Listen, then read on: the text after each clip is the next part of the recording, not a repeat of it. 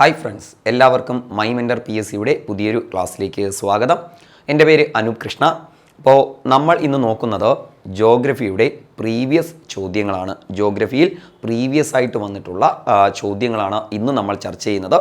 കാരണം ജോഗ്രഫിയുടെ സിലബസ് എന്ന് പറയുന്നത് വളരെ വൈഡ് സിലബസാണ് അല്ലേ. നമുക്ക് ഒരിക്കലും ഒരു 1 ഇയർ കൊണ്ടോ 2 വർഷം കൊണ്ടോ ഒന്നും പഠിച്ചു തീർക്കാൻ പറ്റാത്ത ഒരു വൈഡായിട്ടുള്ള സിലബസാണ് ജോഗ്രഫിയിൽ നമുക്ക് PSC തന്നിട്ടുള്ളത്. അപ്പോൾ എങ്ങനെയാണ് നമുക്കൊരു സ്മാർട്ട് വർക്ക് ചെയ്യാൻ കഴിയുന്നത്? PSC റീസെൻ്റ്ലി ചോദിച്ച ചോദ്യങ്ങൾ ഒന്ന് എന്ത് ചെയ്യുക, വർക്ക് ചെയ്യുക. അതെവിടെ നിന്നാണ് വന്നതെന്ന് നോക്കുക. ആ ചോദ്യങ്ങൾ ഫോളോ ചെയ്ത് നമുക്ക് പഠിച്ചു കഴിഞ്ഞാൽ ഉറപ്പായിട്ട് ജോഗ്രഫിയുടെ 5 മാർക്കും നമുക്ക് നേടാൻ കഴിയും. അപ്പോൾ നമ്മൾ നോക്കുന്നത് ഒരു 3 മാസത്തെ ചോദ്യങ്ങൾ, ജോഗ്രഫിയിലെ ഒരു 3 മാസത്തെ ചോദ്യങ്ങൾ, പ്രീവിയസ് ചോദ്യങ്ങൾ നമ്മളിവിടെ ചർച്ച ചെയ്യുന്നു. ഓക്കെ, അപ്പോൾ ഒരു 3 മാസം നടന്ന എക്സാമിൻ്റെ ചോദ്യങ്ങളൊക്കെ നിങ്ങൾ കണ്ടിട്ടുണ്ടായിരിക്കും, അതിൻ്റെ ഉത്തരങ്ങൾ നിങ്ങൾ നോക്കിയിട്ടുണ്ടായിരിക്കും. അപ്പോൾ അറിയാവുന്ന ഉത്തരങ്ങളൊക്കെ നിങ്ങൾ പറഞ്ഞുകൊള്ളുക. അപ്പോൾ നമ്മൾ എല്ലാം ഒന്ന് വിശദീകരിച്ചിട്ട് അതിൻ്റെ ഉത്തരവും പറയുന്നതായിരിക്കും. അപ്പോൾ എന്തെങ്കിലുമൊക്കെ സംശയം ഉണ്ടെങ്കിൽ നിങ്ങൾ ധൈര്യമായിട്ട് കമൻറ്റ് ചെയ്തോളുക. നമ്മൾ അടുത്ത ക്ലാസ്സുകളിലെല്ലാം ഈ നിങ്ങളുടെ സംശയങ്ങളെല്ലാം മാറ്റിക്കൊണ്ടുള്ള ക്ലാസ്സുകൾ നമ്മൾ ചെയ്യുന്നതായിരിക്കും. ഓക്കെ, അപ്പോൾ ഒന്നാമത്തെ ചോദ്യത്തിലേക്ക് നമ്മൾ പോവുകയാണ്. അപ്പോൾ ശരിയായ പ്രസ്താവന ഏതെല്ലാമാണ്? ഇങ്ങനെ ഒരു ചോദ്യം നിങ്ങൾ ക്വസ്റ്റ്യൻ പേപ്പറിൽ കാണുമ്പോൾ ഉറപ്പായിട്ട് ഇതിലൊരു വര അങ്ങ് കൊടുത്തോളൂ കേട്ടോ. ശരിയായ പ്രസ്താവന ഏതാണ്? ഇത് എന്തുകൊണ്ടാണ് ഇങ്ങനെ വരയ്ക്കുന്നതെന്ന് ചോദിച്ചാൽ നമുക്ക് PSC ശരിയായ പ്രസ്താവന ഏത്, ശരിയായ പ്രസ്താവനയിൽ ഉൾപ്പെടാത്തത് ഏത് എന്നൊക്കെയാണ് ചോദിക്കുന്നത്. അതായത് നമ്മളെ മാക്സിമം തളർത്തുക. ഓക്കെ, അപ്പോൾ നമുക്ക് തെറ്റിപ്പോകാതിരിക്കാൻ നമ്മൾ എന്ത് ചെയ്യുക, ഇവിടെ ഉദ്ദേശിച്ചിരിക്കുന്നത് ശരിയായ പ്രസ്താവന ഏത് എന്നതല്ലേ. അപ്പോൾ അത് വരയ്ക്കുമ്പോൾ നമ്മൾ താഴേക്ക് നോക്കുമ്പോൾ നമ്മൾ അന്വേഷിക്കേണ്ടത് ഇതിൽ ശരിയായ പ്രസ്താവന ഏത് എന്നതാണ് അല്ലേ. അപ്പോൾ ശരിയായ പ്രസ്താവന ഏത്? ഇനി ഇവിടെ തെറ്റായ പ്രസ്താവനയാണെങ്കിൽ നമ്മൾ വരച്ചിട്ട് കഴിഞ്ഞാൽ നമുക്ക് ഒരിക്കലും മാറുകയില്ല. ഓക്കെ, അപ്പോൾ നമ്മൾ നോക്കാൻ പോകുന്നത് ശരിയായ പ്രസ്താവനയാണ്. അപ്പോൾ 1, സിന്ധു നദി നംജാ ബർവ ഒരു കൊടുമുടിയാണ് അല്ലേ. അസം ഹിമാലയത്തിലെ ഏറ്റവും ഉയരമുള്ള കൊടുമുടിയാണ് ഏത്? നംജാ ബർവ കൊടുമുടി അല്ലേ, നമുക്കറിയാം. അപ്പോൾ സിന്ധു നദി നംജാ ബർവയെ കീറിമുറിച്ച് ആഴമേറിയ താഴ്വരകളിലൂടെ ഒഴുകുന്നു. അപ്പോൾ നമുക്ക് നേരത്തെ അറിയാം നംജാ ബർവ എവിടെയുള്ളതാണ്? അസം ഹിമാലയത്തിലുള്ളതാണ് അല്ലേ. സിന്ധു ഇതുവരെ വരുന്നുണ്ടോ? ഇല്ല. അപ്പോൾ സിന്ധു നദി ഇങ്ങറ്റം വരെയും എത്തുന്നില്ല. സിന്ധു നദി എവിടെ കൂടിയാണ് ഒഴുകുന്നത്? ജമ്മു കാശ്മീർ, പാകിസ്ഥാൻ എന്നീ ഭാഗങ്ങളിൽ കൂടിയാണ് ഒഴുകുന്നത് അല്ലേ. അപ്പോൾ സിന്ധു നദി ഒരിക്കലും ഇങ്ങോട്ട് വരുന്നില്ല. ഓക്കെ, അപ്പോൾ ഇവിടെ ഒഴുകുന്നത് ആരാടെ? ബ്രഹ്മപുത്ര നദിയാണ് അല്ലേ. ആരാണ്? ബ്രഹ്മപുത്ര നദി. അപ്പോൾ ബ്രഹ്മപുത്ര നദിയാണ് നംജാ ബർവ കൊടുമുടിയെ കീറിമുറിച്ച് ആഴമേറിയ താഴ്വരകളിലൂടെ ഒഴുകി വരുന്നത്. ഓക്കെ, അപ്പോൾ ഈ സ്റ്റേറ്റ്മെൻറ്റ് തെറ്റാണെന്ന് നമുക്ക് കണ്ടപ്പോൾ തന്നെ മനസ്സിലായി അല്ലേ. ഈ നംജാ ബർവ കൊടുമുടി എവിടെ എന്നറിയാവുന്നവർക്ക് വളരെ ഈസി ആയിട്ട് ഈ ഒരു സ്റ്റേറ്റ്മെൻറ്റ് തെറ്റാണെന്ന് മനസ്സിലാക്കാൻ കഴിയും അല്ലേ. സിന്ധു നദി ഒരിക്കലും അസം ഹിമാലയം വരെ ഒന്നും വരുന്നില്ല അല്ലേ. അസം ഹിമാലയം എവിടെയാണ്? അസം, അരുണാചൽ പ്രദേശ് ഭാഗങ്ങളിലാണ് അസം ഹിമാലയം സ്ഥിതി ചെയ്യുന്നത്, അല്ലെങ്കിൽ നമ്മുടെ കിഴക്കൻ ഹിമാലയം സ്ഥിതി ചെയ്യുന്നത്. ഓക്കെ, അപ്പോൾ സിന്ധു നദി ഒഴുകുന്നത് എതിലെ കൂടിയാണ്ടേ? പടിഞ്ഞാറൻ ഹിമാലയത്തിലൂടെയാണ് അല്ലേ. നമ്മുടെ ജമ്മു കാശ്മീരിൻ്റെ ഭാഗത്തു കൂടിയാണ് സിന്ധു നദി ഒഴുകുന്നത്. എന്നാൽ നംജാ ബർവ എവിടെയുള്ളതാടെ? നംജാ ബർവ എന്ന് പറയുന്നത് കിഴക്കൻ ഹിമാലയത്തിലാണ്, അല്ലെങ്കിൽ അസം ഹിമാലയത്തിലാണ്. അവിടെ കൂടി ഒഴുകി വരുന്നത് ആരാടെ? ബ്രഹ്മപുത്ര നദിയാണ് അല്ലേ. അവിടെ കൂടി ഒഴുകി വരുന്നത് ആരാണ്? ബ്രഹ്മപുത്ര നദിയാണ്. സോ ബ്രഹ്മപുത്ര നദിയാണ് നംജാ ബർവ കൊടുമുടിയെ കീറിമുറിച്ച് ആഴമേറിയ താഴ്വരകളിലൂടെ ഒഴുകുന്നത്. ദാറ്റ് മീൻസ് ആ സ്റ്റേറ്റ്മെൻറ്റ് തെറ്റാണ്. ഓക്കെ, അടുത്ത രണ്ടാമത്തെ സ്റ്റേറ്റ്മെൻറ്റിലേക്ക് നമ്മൾ പോവുകയാണ്. യമുന ഗംഗയുടെ ഒരു പ്രധാന കൈവഴി അലഹാബാദിൽ വെച്ച് കൂടിച്ചേരുന്നു. നമുക്ക് ശരിയെന്ന് കൊടുക്കാം അല്ലേടെ. ഇതിനെ നമുക്ക് ശരി എന്ന് കൊടുക്കാം. കാരണം യമുന ഗംഗയുടെ ഒരു പ്രധാന കൈവഴിയാണ്. കൈവഴി എന്നല്ല, ഒരു പോഷക നദിയാണ് കേട്ടോടെ. അപ്പോൾ യമുനയും ഗംഗയും തമ്മിൽ ബന്ധമുണ്ട് അല്ലേ. യമുന നദി ഗംഗയുടെ ഒരു പ്രധാനപ്പെട്ട ഒരു പോഷക നദിയാണ്. അത് അലഹാബാദിൽ വെച്ച് കൂടിച്ചേരുന്നു കേട്ടോടെ. അത് അലഹാബാദിൽ വെച്ച് കൂടിച്ചേരുന്നു. അലഹാബാദ് എന്താടേ? ത്രിവേണി സംഗമമാണ് അല്ലേ. അലഹാബാദ് എന്ന് പറയുന്നത് ത്രിവേണി സംഗമമാണ്. എന്ന് പറയുമ്പോൾ ഗംഗയോട് യമുനയും സരസ്വതി നദിയും കൂടിച്ചേരുന്നു. സരസ്വതി നദി ഭൂമിക്കടിയിൽ കൂടി ഒഴുകി അലഹാബാദിൽ വെച്ച് ഗംഗയുമായി കൂടിച്ചേരുന്നു എന്നതാണ് വിശ്വാസം. അപ്പോൾ ഗംഗയുടെ പ്രധാന പോഷക നദികളായ യമുനാ നദിയും സരസ്വതി നദി നമുക്ക് കാണാൻ കഴിയില്ല കേട്ടോ, ഭൂമിക്കടിയിൽ കൂടി ഒഴുകി വരുന്നു എന്നതാണ് വിശ്വാസം. ഇത് രണ്ടും കൂടി എവിടെ വെച്ച്? അലഹാബാദിൽ വെച്ച് നമ്മുടെ ഗംഗയിൽ കൂടിച്ചേരുന്നു എന്നതാണ് വിശ്വാസം. ഓക്കെ, അങ്ങനെ തന്നെ ഇരുന്നോട്ടെ. എന്നാലും യമുന നമുക്കെടുക്കാം അല്ലേ.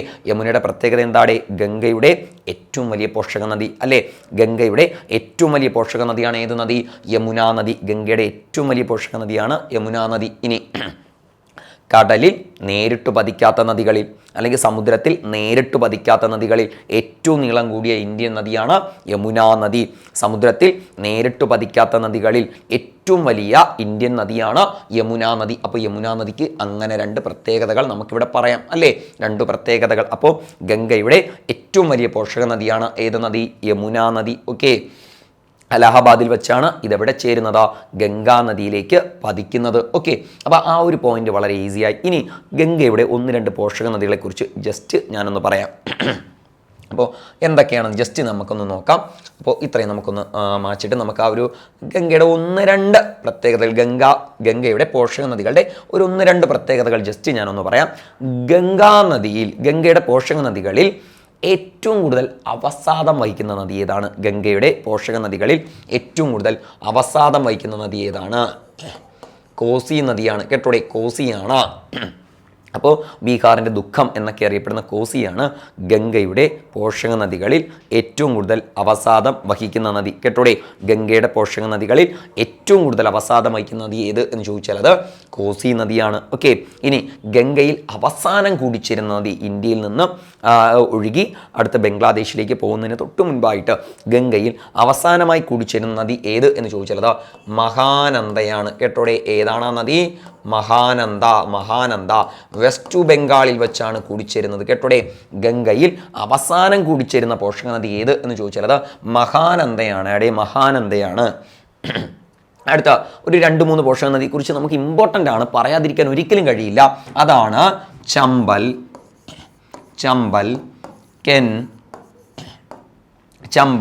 കെൻ, ബെത്തുവ, സോൺ. ചമ്പൽ, കെൻ, ബെത്തുവ, സോൺ. അപ്പോൾ ഈ 4 നദികളെ നമുക്കൊരിക്കലും പറയാതിരിക്കാൻ കഴിയില്ല. കാരണം ഇത് ഗംഗയുടെ ഉപദ്വീപിയൻ പോഷക നദികളാണ് കേട്ടോടെ. ഇതിൽ ചമ്പൽ, കെൻ, ബെത്തുവ നദികൾ എവിടെയാണ് പതിക്കുന്നത്? യമുനയിലാണ് പതിക്കുന്നത്. ഓക്കെ, യമുനയിൽ പതിച്ചിട്ട് പിന്നീടാണ് ഇത് ഗംഗയിലേക്ക് എത്തുന്നത്. എന്നാൽ സോൺ നദിയാണെങ്കിലൂടെ ഗംഗയിൽ നേരിട്ട് പതിക്കുന്ന പോഷക നദിയാണ്. സോൺ നദി ഗംഗയിൽ നേരിട്ട് പതിക്കുന്ന പോഷക നദിയാണ്. ഓക്കെ, അപ്പം ചമ്പൽ, കെൻ, ബെത്തുവ, സോൺ നദികൾ ഗംഗയുടെ ഉപദ്വീപിയൻ പോഷക നദികളാണ് കേട്ടോടെ. ഗംഗയുടെ ഉപദ്വീപിയൻ പോഷക നദികളാണ്. ഇതിൽ ചമ്പൽ, കെൻ, ബെത്തുവ നദികൾ എവിടെയാണ് പതിക്കുന്നത്? യമുനയിൽ നേരിട്ട് പതിക്കുന്ന നദികളാണ്. സോൺ നദി ഇത് യമുനയിലാണ് നേരിട്ട് പതിക്കുന്നത്. സോൺ നദി മാത്രമാണ് ഗംഗയിൽ നേരിട്ട് പതിക്കുന്നത് കേട്ടോടെ. സോൺ നദി മാത്രമാണ് ഗംഗയിൽ നേരിട്ട് പതിക്കുന്ന നദി. ഓക്കെ, മാത്രമല്ല ഉപദ്വീപിയൻ നദികളിൽ, ഗംഗയുടെ ഉപദ്വീപിയൻ പോഷക നദികളിൽ ഏറ്റവും നീളം കൂടിയ നദി സോണാണ് കേട്ടോടെ. ഗംഗയുടെ ഉപദ്വീപിയൻ പോഷക നദികളിൽ ഏറ്റവും നീളം കൂടിയ നദി ഏത് എന്ന് ചോദിച്ചാൽ അത് സോൺ നദിയാണ്. മനസ്സിലാവുന്നുണ്ടോടെ? അപ്പോൾ കോസി ഗംഗയുടെ ഏറ്റവും കൂടുതൽ അവസാദം വഹിക്കുന്ന പോഷക നദിയാണ്. മഹാനന്ദ ഗംഗയിൽ വെസ്റ്റ് ബംഗാളിൽ വെച്ച് ഗംഗയിൽ അവസാനമായി കൂടിച്ചേരുന്ന പോഷക നദിയാണ്. ചമ്പൽ, കെൻ, ബെത്തുവ, സോൺ എന്നിവ ഗംഗയുടെ ഉപദ്വീപിയൻ പോഷക നദികളാണ്. ഇതിൽ നേരിട്ട് പതിക്കുന്ന പോഷക നദി സോണാണ്. ഗംഗയുടെ ഏറ്റവും നീളം കൂടിയ ഉപദ്വീപിയൻ പോഷക നദിയും സോണാണ്. ഓക്കെ അല്ലേടെ? വളരെ ക്ലിയർ അല്ലേടെ? ഇനി ഒരു സെറ്റ് കൂടി പറയുകയാണ്. നേപ്പാളിൽ നിന്ന് ഒഴുകി വന്ന് ഗംഗയിൽ പതിക്കുന്ന പോഷക നദികൾ ഏതൊക്കെയാണ്? ഗാണ്ടക് നദി കേട്ടിട്ടുണ്ടായിരിക്കും. ഗാണ്ടക് ഇങ്ങനെയല്ല, അഡ്ജസ്റ്റ് ചെയ്യാട്ടോടെ. ഗാണ്ടക് നദി. ഓക്കെ, ഹാഹ്റ നദി ഇതൊക്കെ എന്താണ്ടേ? ഗംഗ ഒഴുകി വന്ന് ഗംഗയിൽ നേരിട്ട്, അതായത് നേപ്പാളിൽ കൂടി ഒഴുകി വന്ന് ഗംഗയിൽ പതിക്കുന്ന പോഷക നദികളാണ് ഗാണ്ടക് നദി അല്ലേ. ഗാണ്ടക് നദിയും ഹാഹ്റ നദിയും നേപ്പാളിൽ കൂടി ഒഴുകി ഇന്ത്യയിലെത്തി ഗംഗയിൽ നേരിട്ട് പതിക്കുന്ന നദികളാണ് ഗാണ്ടക് നദിയും ഹാഹ്റ നദിയും കേട്ടോടെ. ഗാണ്ടക് നദിയും ഹാഹ്റ നദിയും. ഇനി ഒരാൾ കൂടിയുണ്ട്, കോസി ഇനി മറ്റൊരാളാരാണ്? കോസി. അതുകൊണ്ട് ഈ 3 നദികളിലും എന്ത് പദ്ധതി കൊണ്ടുവന്നാലും ഇത് ഇന്ത്യ നേപ്പാൾ സംയുക്ത പദ്ധതികളായിരിക്കും കേട്ടോടെ. ഈ 3 നദികളിലും എന്ത് പ്രോഗ്രാം കൊണ്ടുവന്നാലും ഇന്ത്യ നേപ്പാൾ സംയുക്ത പദ്ധതികളായിരിക്കും. ഓക്കെ, അപ്പോൾ ഒരു പോഷക നദിയെക്കുറിച്ച് പറയുമ്പോൾ നമ്മൾ ഇത്രയും കാര്യം ബേസിക് ആയിട്ട് ഗംഗയുമായി ബന്ധപ്പെട്ട് അറിഞ്ഞിരിക്കണം. ഓക്കെ, അത്രയും പറഞ്ഞതാണ്. ഓക്കെ, അപ്പോൾ യമുനയെക്കുറിച്ച് പറഞ്ഞാൽ നമ്മൾ 1-2 കാര്യങ്ങൾ എക്സ്ട്രാ പറഞ്ഞു. ഓക്കെ, ഇനി കോസി ബീഹാറിൻ്റെ ദുഃഖം എന്നറിയപ്പെടുന്നു. എക്സാക്ട്ലി അല്ലേ, ശരിയാണ്. കോസിയെ ബീഹാറിൻ്റെ ദുഃഖം എന്നാണ് നമ്മൾ അറിയപ്പെടുന്നത്. കാരണം കോസി പെട്ടെന്ന് കരകവിഞ്ഞൊഴുകുകയും ദിശ മാറി ഒഴുകുകയും പിന്നെ ഗതി മാറി ഒഴുകുകയൊക്കെ ചെയ്യുന്ന ഒരു നദിയാണ് ഇത് കോസി എന്ന് പറയുന്നത്. കോസിക്ക് ഇതൊരു പ്രശ്നമാണ് കേട്ടോടെ. കോസി ഇങ്ങനെ എല്ലാം ചെയ്യുന്ന ഒരു നദിയാണ് ഇത് കോസി നദി. ഈ ഒരു പ്രവർത്തനമാണ് കോസിയുടെ ഏറ്റവും വലിയ പ്രശ്നമായിട്ട് പറയുന്നത്. ഓക്കെ, അപ്പോൾ കോസി ബീഹാറിൻ്റെ ദുഃഖം എന്നറിയപ്പെടുന്നു. ഇനി ബ്രഹ്മപുത്ര ടിബറ്റിലെ മാനസരോവർ തടാകത്തിൽ നിന്ന് ഉത്ഭവിക്കുന്നു. ശരിയാണ്. ബ്രഹ്മപുത്ര നദി ടിബറ്റിലെ മാനസരോവർ തടാകത്തിന് സമീപത്ത് നിന്ന് ഉത്ഭവിച്ചിട്ട് 1200 കിലോമീറ്റർ കിഴക്ക് ദിശയിലേക്ക് ഒഴുകിപ്പോകുന്നു. ടിബറ്റിലൂടെ 1200 കിലോമീറ്റർ കിഴക്ക് ദിശയിൽ ഒഴുകിപ്പോകുന്നു കേട്ടോ. നമ്മൾ +1 പറയുന്ന ഒരു പോയിന്റാണ്. 1200 കിലോമീറ്റർ ദൂരം ഇത് ആരെയും ശല്യം ചെയ്യാതെ കിഴക്ക് ദിശയിലേക്ക് ഒഴുകിപ്പോകുന്നു. എന്നിട്ട് എന്ത് ചെയ്യുന്നു? ഇത് നംജാ ബർവ കൊടുമുടിയുടെ അവിടെ വെച്ച് എന്ത് ചെയ്യുന്നു? നംജാ ബർവ കൊടുമുടിയുടെ അവിടെ വെച്ച ഇത് യു ടേൺ തിരിഞ്ഞ് ഇന്ത്യയിലേക്ക് പ്രവേശിക്കുന്നു കേട്ടോടെ. നംജാ ബർവ കൊടുമുടിയുടെ അവിടെ വെച്ച ഇത് ഗിരികന്ധരമുണ്ടാക്കി എന്ത് ചെയ്യുന്നു? ഇന്ത്യയിലേക്ക് പ്രവേശിക്കുന്നു. അതാണ് ഇതിൻ്റെ പ്രത്യേകത. അപ്പോൾ ഇത് 3 ശരിയാണ് അല്ലേ? 2, 3, 4 ശരിയാണ്. 1 മാത്രമാണ് തെറ്റ് അല്ലേ? സിന്ധു നദി നംജാ ബർവയെ കീറി മുറിച്ച് ആഴമേറിയ താഴ്വരകളിലൂടെ ഒഴുകുന്നു എന്നത് തെറ്റാണ്. നംജാ ബർവ വന്നതുകൊണ്ടാണ് ആ സ്റ്റേറ്റ്മെന്റ് തെറ്റാൻ കാരണം. അല്ലെങ്കിൽ സിന്ധു നദി ആഴമേറിയ ഗിരികന്ധരങ്ങൾ ഉണ്ടാക്കി ഒഴുകുന്നു എന്ന് പറഞ്ഞാൽ വളരെ ശരിയാണ് കേട്ടോടെ. അത് വളരെ ശരിയാണ്. സിന്ധു നദി ആഴമേറിയ ഗിരികന്ധരങ്ങളൊക്കെ ഉണ്ടാക്കുന്നുണ്ട്. പക്ഷേ നംജാ ബർവയെ കീറി മുറിക്കുന്നു എന്നതാണ് അവിടുത്തെ തെറ്റ്. അപ്പോൾ ഉത്തരമേതാടെ? 2, 3, 4 ശരി അല്ലേ? ഉത്തരമേതാണ്? അതായത് നമ്മുടെ ഒന്നാമത്തെ ചോദ്യത്തിൻ്റെ ഉത്തരം എന്ന് പറയുന്നത് 2, 3, 4 എന്നിവയാണ് ശരി ഉത്തരം എന്ന് പറയുന്നത്. എന്തുകൊണ്ടാണ് ഒന്നാമത്തെ സ്റ്റേറ്റ്മെൻറ്റ് തെറ്റ് എന്ന് നിങ്ങൾക്ക് മനസ്സിലായല്ലോടെ. അപ്പോൾ ബാക്കി എല്ലാ രൂപത്തിലും അത് ശരിയായിട്ടാണ് കിടക്കുന്നത്. അതായത് സിന്ധു നദി ആഴമേറിയ താഴ്വരകളിലൂടെ ഒഴുകുന്നു എന്നിട്ടിരുന്നാൽ അത് ശരി തന്നെയായിരുന്നു. എന്നാൽ നംജാ ബർവ എന്ന് പറയുന്ന പേര് വന്നതോടുകൂടി ആ സ്റ്റേറ്റ്മെൻറ്റ് തെറ്റായി. അപ്പോൾ ഇതേപോലെ ഏതെങ്കിലും ഒരു വാക്കോ ഒരു പദമോ ആയിരിക്കും നമ്മുടെ സ്റ്റേറ്റ്മെൻറ്റ് തെറ്റിക്കാൻ വേണ്ടി അവർ ഇട്ടിരിക്കുന്നത്. സോ അതങ്ങ് മനസ്സിലാക്കി കഴിഞ്ഞാൽ വേറെ പ്രശ്നമൊന്നുമില്ല. ഓക്കെ, അപ്പോൾ ഇതിൽ 2, 3, 4 ആണ് ശരി. ഓക്കെ അല്ലേടേ? ഓക്കെ അല്ലേ? അപ്പോൾ നമുക്ക് നേരെ അടുത്ത ചോദ്യത്തിലേക്ക് പോയാലോ? നമുക്ക് രണ്ടാമത്തെ ചോദ്യത്തിലേക്ക് പോകാം. ഓക്കെ, രണ്ടാമത്തെ ചോദ്യത്തിലേക്ക് നമുക്ക് പോകാം. കഴിഞ്ഞ LSG സെക്രട്ടറി എക്സാം അല്ലേ, എല്ലാവരും കാത്തിരുന്നൊരു എക്സാം ആയിരുന്നു അല്ലേ? കഴിഞ്ഞ LSG സെക്രട്ടറി എക്സാം എല്ലാവരും കാത്തിരുന്നു ആഗ്രഹിച്ചിരുന്ന ഒരു എക്സാം. അതിനൊരു ചോദ്യമുണ്ടായിരുന്നു, റിവർ പൈറസി കാണപ്പെടുന്ന നദി ഏതാണെന്ന് അല്ലേ? നിങ്ങളൊക്കെ ചിലപ്പോൾ അറ്റൻഡ് ചെയ്തിട്ടുണ്ടായിരിക്കും, ചിലർക്ക് കിട്ടിയിട്ടുണ്ടായിരിക്കും, ചിലർക്ക് കിട്ടിയിട്ടില്ലായിരിക്കും അല്ലേ? റിവർ പൈറസി അല്ലെങ്കിൽ സ്ട്രീം പൈറസി അല്ലെങ്കിൽ റിവർ ക്യാച്ചർ അല്ലെങ്കിൽ സ്ട്രീം ക്യാച്ചർ എന്നൊക്കെ അറിയപ്പെടുന്ന നദി അപഹരണം എന്ന് ശുദ്ധ മലയാളത്തിൽ അറിയപ്പെടുന്നത് എന്താണിത്? ഇത് +1 മൂന്നാമത്തെ ചാപ്റ്ററിൽ നിന്ന് വന്ന ഒരു പോയിന്റാണ് കേട്ടോടെ. +1 മൂന്നാമത്തെ ചാപ്റ്റർ. അപ്പോൾ ആ റിവർ പൈറസി വന്ന ആ ഒരു ഭാഗം ഞാൻ നിങ്ങൾക്ക് ഇൻക്ലൂഡ് ചെയ്തിട്ടുണ്ട് കേട്ടോടെ. ആ ഒരു റിവർ പൈറസി കഴിഞ്ഞ LSG സെക്രട്ടറിക്ക് റിവർ പൈറസി എന്ന് ചോദിച്ച ആ ഒരു ഭാഗം നിങ്ങൾക്ക് വേണ്ടി ആ +1 ആ ഒരു ടേബിൾ ഞാൻ നിങ്ങൾക്ക് വേണ്ടി ആഡ് ചെയ്തിട്ടുണ്ട്. നമുക്ക് അതുകൂടി ഒന്ന് പറയാം. അതായത് നമുക്ക് ഇനി പോകുമ്പോൾ ഉറപ്പായിട്ട് കിട്ടണം അല്ലേ? നദിയുമായിട്ട് ബന്ധപ്പെട്ട ഒരു ചോദ്യം വന്നാൽ നമുക്ക് ഉറപ്പായിട്ട് കിട്ടണം. ആ രീതിയിൽ നിങ്ങൾക്ക് ആഡ് ചെയ്തിട്ടുണ്ട്. ഓക്കെ, അപ്പോൾ +1 മൂന്നാമത്തെ ചാപ്റ്റർ ഇന്ത്യൻ നദീവ്യൂഹം എന്ന് പറയുന്ന ഭാഗത്തെ ഈ ഒരു ഭാഗം കൂടി നമ്മൾ ആഡ് ചെയ്ത് പറയുകയാണ്. അപ്പോൾ 2 നദികളെക്കുറിച്ചാണ് ഇവിടെ പറയുന്നത്. ഹിമാലയൻ നദികളെക്കുറിച്ചും ഉപദ്വീപ്യൻ നദികളെക്കുറിച്ചും പറയുന്നുണ്ട്. അപ്പോൾ 2 ഹെഡിങ് ഹിമാലയൻ നദികൾ, ഉപദ്വീപ്യൻ നദികൾ. ഓക്കെ അല്ലേ? അപ്പോൾ താഴെ ഓരോ കാര്യം പറയും, അവയുടെ പ്രത്യേകതകൾ ഹിമാലയൻ നദിയിൽ എങ്ങനെയാണ്, ഉപദ്വീപ്യൻ നദികളിൽ എങ്ങനെയാണ്. അപ്പോൾ ഒന്നാമത്തെ പ്രത്യേകത ഉത്ഭവസ്ഥാനമാണ് നമ്മൾ നോക്കുന്നത്. ഉത്ഭവസ്ഥാനം. അപ്പോൾ ഒന്നാമതായിട്ട് ഉത്ഭവസ്ഥാനം. ഓക്കെ, നദിയുടെ ഉത്ഭവസ്ഥാനം. ഹിമാലയ നദികളാണെങ്കിൽ എന്താടേ? ഹിമാനികൾ നിറഞ്ഞ ഹിമാലയ പർവ്വതം അല്ലെ? ഹിമാലയ പർവ്വതത്തിലെ ഏതെങ്കിലും ഒരു ഹിമാനിയിൽ നിന്നാണ് ആരുത്ഭവിക്കുന്നത്? ഹിമാലയൻ നദികൾ ഉത്ഭവിക്കുന്നത് അല്ലേ? എന്നാൽ ഉപദ്വീപ്യൻ നദികളാവട്ടെ പീഠഭൂമിയിൽ നിന്നുമാണ് കേട്ടോ. ഉപദ്വീപിലെ പീഠഭൂമിയിൽ നിന്നും ഇനി മധ്യ ഉന്നത തടത്തിൽ നിന്നുമാണ്. അതായത് പീഠഭൂമി തന്നെയാണ്. ഉപദ്വീപ്യ പീഠഭൂമിയെ 2ആയിട്ട് നമുക്ക് തരംതിരിക്കാൻ കഴിയും അല്ലേ? ഡക്കാൻ പീഠഭൂമി എന്നും സെൻട്രൽ ഹൈലാൻഡ് അല്ലെങ്കിൽ മധ്യ ഉന്നത തടം എന്ന് നമുക്ക് തരംതിരിക്കാം. ഓക്കെ, അപ്പോൾ ഉപദ്വീപീയ പീഠഭൂമിയും മധ്യ ഉന്നത തടത്തിൽ നിന്നുമാണ് ഉപദ്വീപീയ നദികൾ ഉത്ഭവിക്കുന്നത്. ക്ലിയർ അല്ലേടെ? അപ്പോൾ ഹിമാലയ നദികളാണെങ്കിൽ ഹിമാനികൾ നിറഞ്ഞ ഹിമാലയ പർവ്വത നിരകളിൽ നിന്ന് ഉത്ഭവിക്കുമ്പോൾ, ഉപദ്വീപീയ നദികളാണെങ്കിലൂടെ ഉപദ്വീപീയ പീഠഭൂമിയിൽ നിന്ന് മധ്യ ഉന്നത തടത്തിൽ നിന്നുമാണ് ഉത്ഭവിക്കുന്നത്. ഓക്കെ, ഇനി നീരൊഴുക്കിൻ്റെ സ്വഭാവം എങ്ങനെയാണ്? നമ്മുടെ ഹിമാലയ നദികളുടെയും ഉപദ്വീപീയ നദികളുടെയും നീരൊഴുക്കിൻ്റെ സ്വഭാവം എങ്ങനെയാണ്?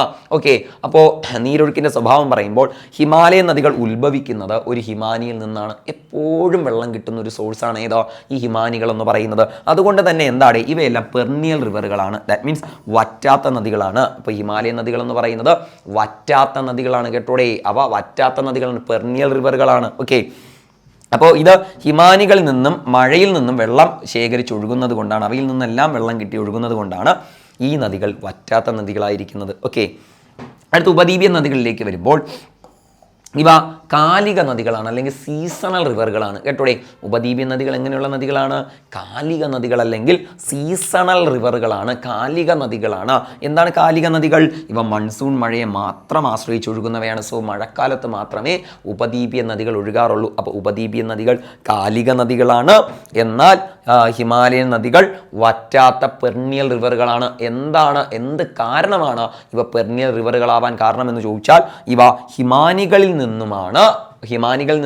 മഴയിൽ നിന്നും വെള്ളം സ്വീകരിച്ച് ഒഴുകുന്ന നദികളാണ് ഹിമാലയൻ നദികൾ. ഓക്കെ, അപ്പോൾ അടുത്ത തീർന്നിട്ടില്ല, നമുക്കിനി കുറച്ച് കാര്യങ്ങൾ കൂടിയുണ്ട്, അത് തീർന്നിട്ടില്ല. ഓക്കെ, അടുത്തതിലേക്ക് നമുക്ക് പോകാം, ഓക്കെ, അടുത്ത ഇതിലേക്ക് പോകാം. നീരൊഴുക്കിൻ്റെ തരം. എന്താണ് നീരൊഴുക്കിൻ്റെ തരം? ഓക്കെ, അപ്പോൾ ഈ നദികളുടെ ഒഴുക്ക് എങ്ങനെയാണ് നമുക്ക് നോക്കാം. നീരൊഴുക്കിൻ്റെ തരം എന്ന് പറഞ്ഞ് ഇവർ കൊടുത്തിരിക്കുന്നത് എന്താണ് നമുക്ക് നോക്കാം. സമതല പ്രദേശങ്ങളിൽ വൃക്ഷ ശിഖര മാതൃക ഉണ്ടാക്കുന്നു. അപ്പോൾ ഈ നദികൾ ഒഴുകുന്നത് എങ്ങനെയാണ്? ഹിമാലയ നദികൾ ഒഴുകുന്നത് സമതലങ്ങളിലെത്തുമ്പോൾ ഇത് വൃക്ഷ ശിഖര മാതൃക ഉണ്ടാക്കുന്നു കേട്ടോടെ. വൃക്ഷ ശിഖര മാതൃക. ഓക്കെ, അപ്പോൾ എന്താണ് വൃക്ഷ ശിഖര മാതൃക എന്ന് പറഞ്ഞാൽ? വൃക്ഷശിഖര മാതൃക എന്ന് പറഞ്ഞാൽ ഒരു പ്രധാന നദി, ഇതേപോലെ ഒരു വലിയ നദി ഇങ്ങനെ ഒഴുകി വരുന്നു. ഇത് സമതലത്തിലെത്തുന്നതോടുകൂടി ഇത് പല നദികളായിട്ട് പിരിഞ്ഞൊഴുകിപ്പോകും കേട്ടോടെ. ഈ നദി പല നദികളായിട്ട് ഇങ്ങനെ വേർപെട്ട് ഒഴുകിപ്പോകുന്നതിനെയാണ് വൃക്ഷശിഖര മാതൃക എന്ന് പറയുന്നത് കേട്ടോടെ. ഒരു വലിയ പ്രധാന നദി ഒഴുകി വരുന്നു, അത് സമതലത്തിലേക്ക് എത്തുന്നതോടുകൂടി അത് പല നദികളായിട്ടും കൈവഴികളായിട്ട് പിരിഞ്ഞൊഴുകി പോകുന്നതിനെയാണ് വൃക്ഷശിഖര മാതൃക. ഹിമാലയ നദികൾ ഇങ്ങനെയുള്ള നദികളാണ്. ഇത് സമതലത്തിലെത്തുമ്പോൾ ഇത്തരത്തിൽ വൃക്ഷശിഖര മാതൃകകൾ ഉണ്ടാക്കുന്നു. ഓക്കെ, ഇനി പൂർവകാലീന നീരൊഴുക്കാണ് കേട്ടോടെ. പൂർവകാലീന നീരൊഴുക്കാണ്. പൂർവകാലീന നീരൊഴുക്കാണ്. എന്താണ് ഈ പൂർവകാലീന നീരൊഴുക്ക് എന്ന് പറയുന്നത്? ഹിമാലയത്തിന് മുൻപേ ഉണ്ടായിരുന്ന നീരൊഴുക്ക് സംവിധാനങ്ങളിൽ നിന്നാണ് ഹിമാലയൻ നദികൾ ഉണ്ടായത് എന്ന് പറയുമ്പോൾ ഹിമാലയം ഉണ്ടായതിനു ശേഷം ഉള്ള നീരൊഴുക്കുകളല്ല ഹിമാലയ നദികളെ ഉണ്ടാക്കിയത്. ഹിമാലയം ഉണ്ടാകുന്നതിന് മുൻപ് തന്നെ ഇവിടെ ഉണ്ടായിരുന്ന നീരൊഴുക്ക് സംവിധാനങ്ങൾ, ചെറിയ ചെറിയ അരുവികൾ, നീർച്ചാലുകൾ, ഇവയെല്ലാമാണ് എന്തുണ്ടാക്കിയത്? ഹിമാലയൻ നദികളെ ഉണ്ടാക്കിയത്. അതാണ് പൂർവകാലീന നീരൊഴുക്ക്. അപ്പോൾ രണ്ട് കാര്യങ്ങൾ നമ്മളിവിടെ പറഞ്ഞു. ഹിമാലയ നദികളുടെ രണ്ടു പ്രത്യേകതകൾ. ഹിമാലയൻ നദികൾ സമതല പ്രദേശങ്ങളിൽ വൃക്ഷ ശിഖര മാതൃകയുണ്ടാക്കി ഒഴുകിപ്പോകുന്നു. എന്നാൽ മാത്രമല്ല ഒരു കാര്യം കൂടിയുണ്ട്. ഈ ഹിമാലയൻ നദികൾ എന്ന് പറയുന്നത് പൂർവകാലീന നീരൊഴുക്ക് സംവിധാനത്തിലുള്ളതാണ്. എന്ന് പറയുമ്പോൾ ഹിമാലയം ഉണ്ടാകുന്നതിന് മുൻപ് തന്നെ ഇവിടെ ഉണ്ടായിരുന്ന അരുവികളും ചെറിയ ചെറിയ നീർച്ചാലുകളും ചേർന്നിട്ടാണ് നമ്മുടെ ഹിമാലയൻ നദി ഉണ്ടായിരിക്കുന്നത്. ഇനി നേരെ നമുക്ക് ഉപദ്വീപീയ നദികളിലേക്ക് പോകുമ്പോൾ ദാ ഇവിടെ കൊടുത്തിട്ടുണ്ട്. ഉപദ്വീപീയ നദികൾ, ഹിമാലയൻ നദികൾ വൃക്ഷശിഖര മാതൃക ഉണ്ടാക്കുമ്പോൾ ഉപദ്വീപീയ നദികൾ ജാലായുധ, കേന്ദ്രപ്രഭ, ചതുരാകൃതി. ജാലായുധ, കേന്ദ്രപ്രഭ, ചതുരാകൃതി. എന്താണ് ജാലായുധ? എന്താണ് കേന്ദ്രപ്രഭ? എന്താണ് ജാലായുധ എന്ന് ചോദിച്ചാൽ, ഒരു നദി ഒഴുകി വരുന്നു.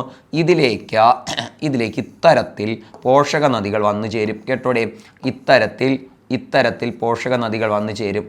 ഒരു നദി ഇങ്ങനെ ഒഴുകി വരുമ്പോൾ ഇതിലേക്ക് ഇത്തരത്തിൽ പോഷക നദികൾ വന്നു ചേരുന്നതിനെയാണ് ജാലായിത എന്ന് പറയുന്നത്. കണ്ടില്ലേ? അപ്പോൾ പ്രധാന നദി ഇങ്ങനെ ഒഴുകിപ്പോകുന്നു. അതിൻ്റെ ദ്വിതീയ പോഷക നദികളും തൃതീയ പോഷക നദികളും, അതായത് ഫസ്റ്റ് സ്റ്റേജിലുള്ള പോഷക നദികളും രണ്ടാം സ്റ്റേജിലുള്ള പോഷക നദികളും, അതായത് പ്രാഥമിക പോഷക നദികളും രണ്ടാം സ്റ്റേജിലുള്ള പോഷക നദികളും എന്താണ് ഇത്തരത്തിൽ ഇതുമായിട്ട് വന്നു ചേരുന്നു. അതായത് 90 ഡിഗ്രി കോണളവിൽ വന്ന് കൂടിച്ചേരുന്നു. ഇതിനെയാണ് നമ്മൾ എന്തെന്ന് പറയുന്നത്?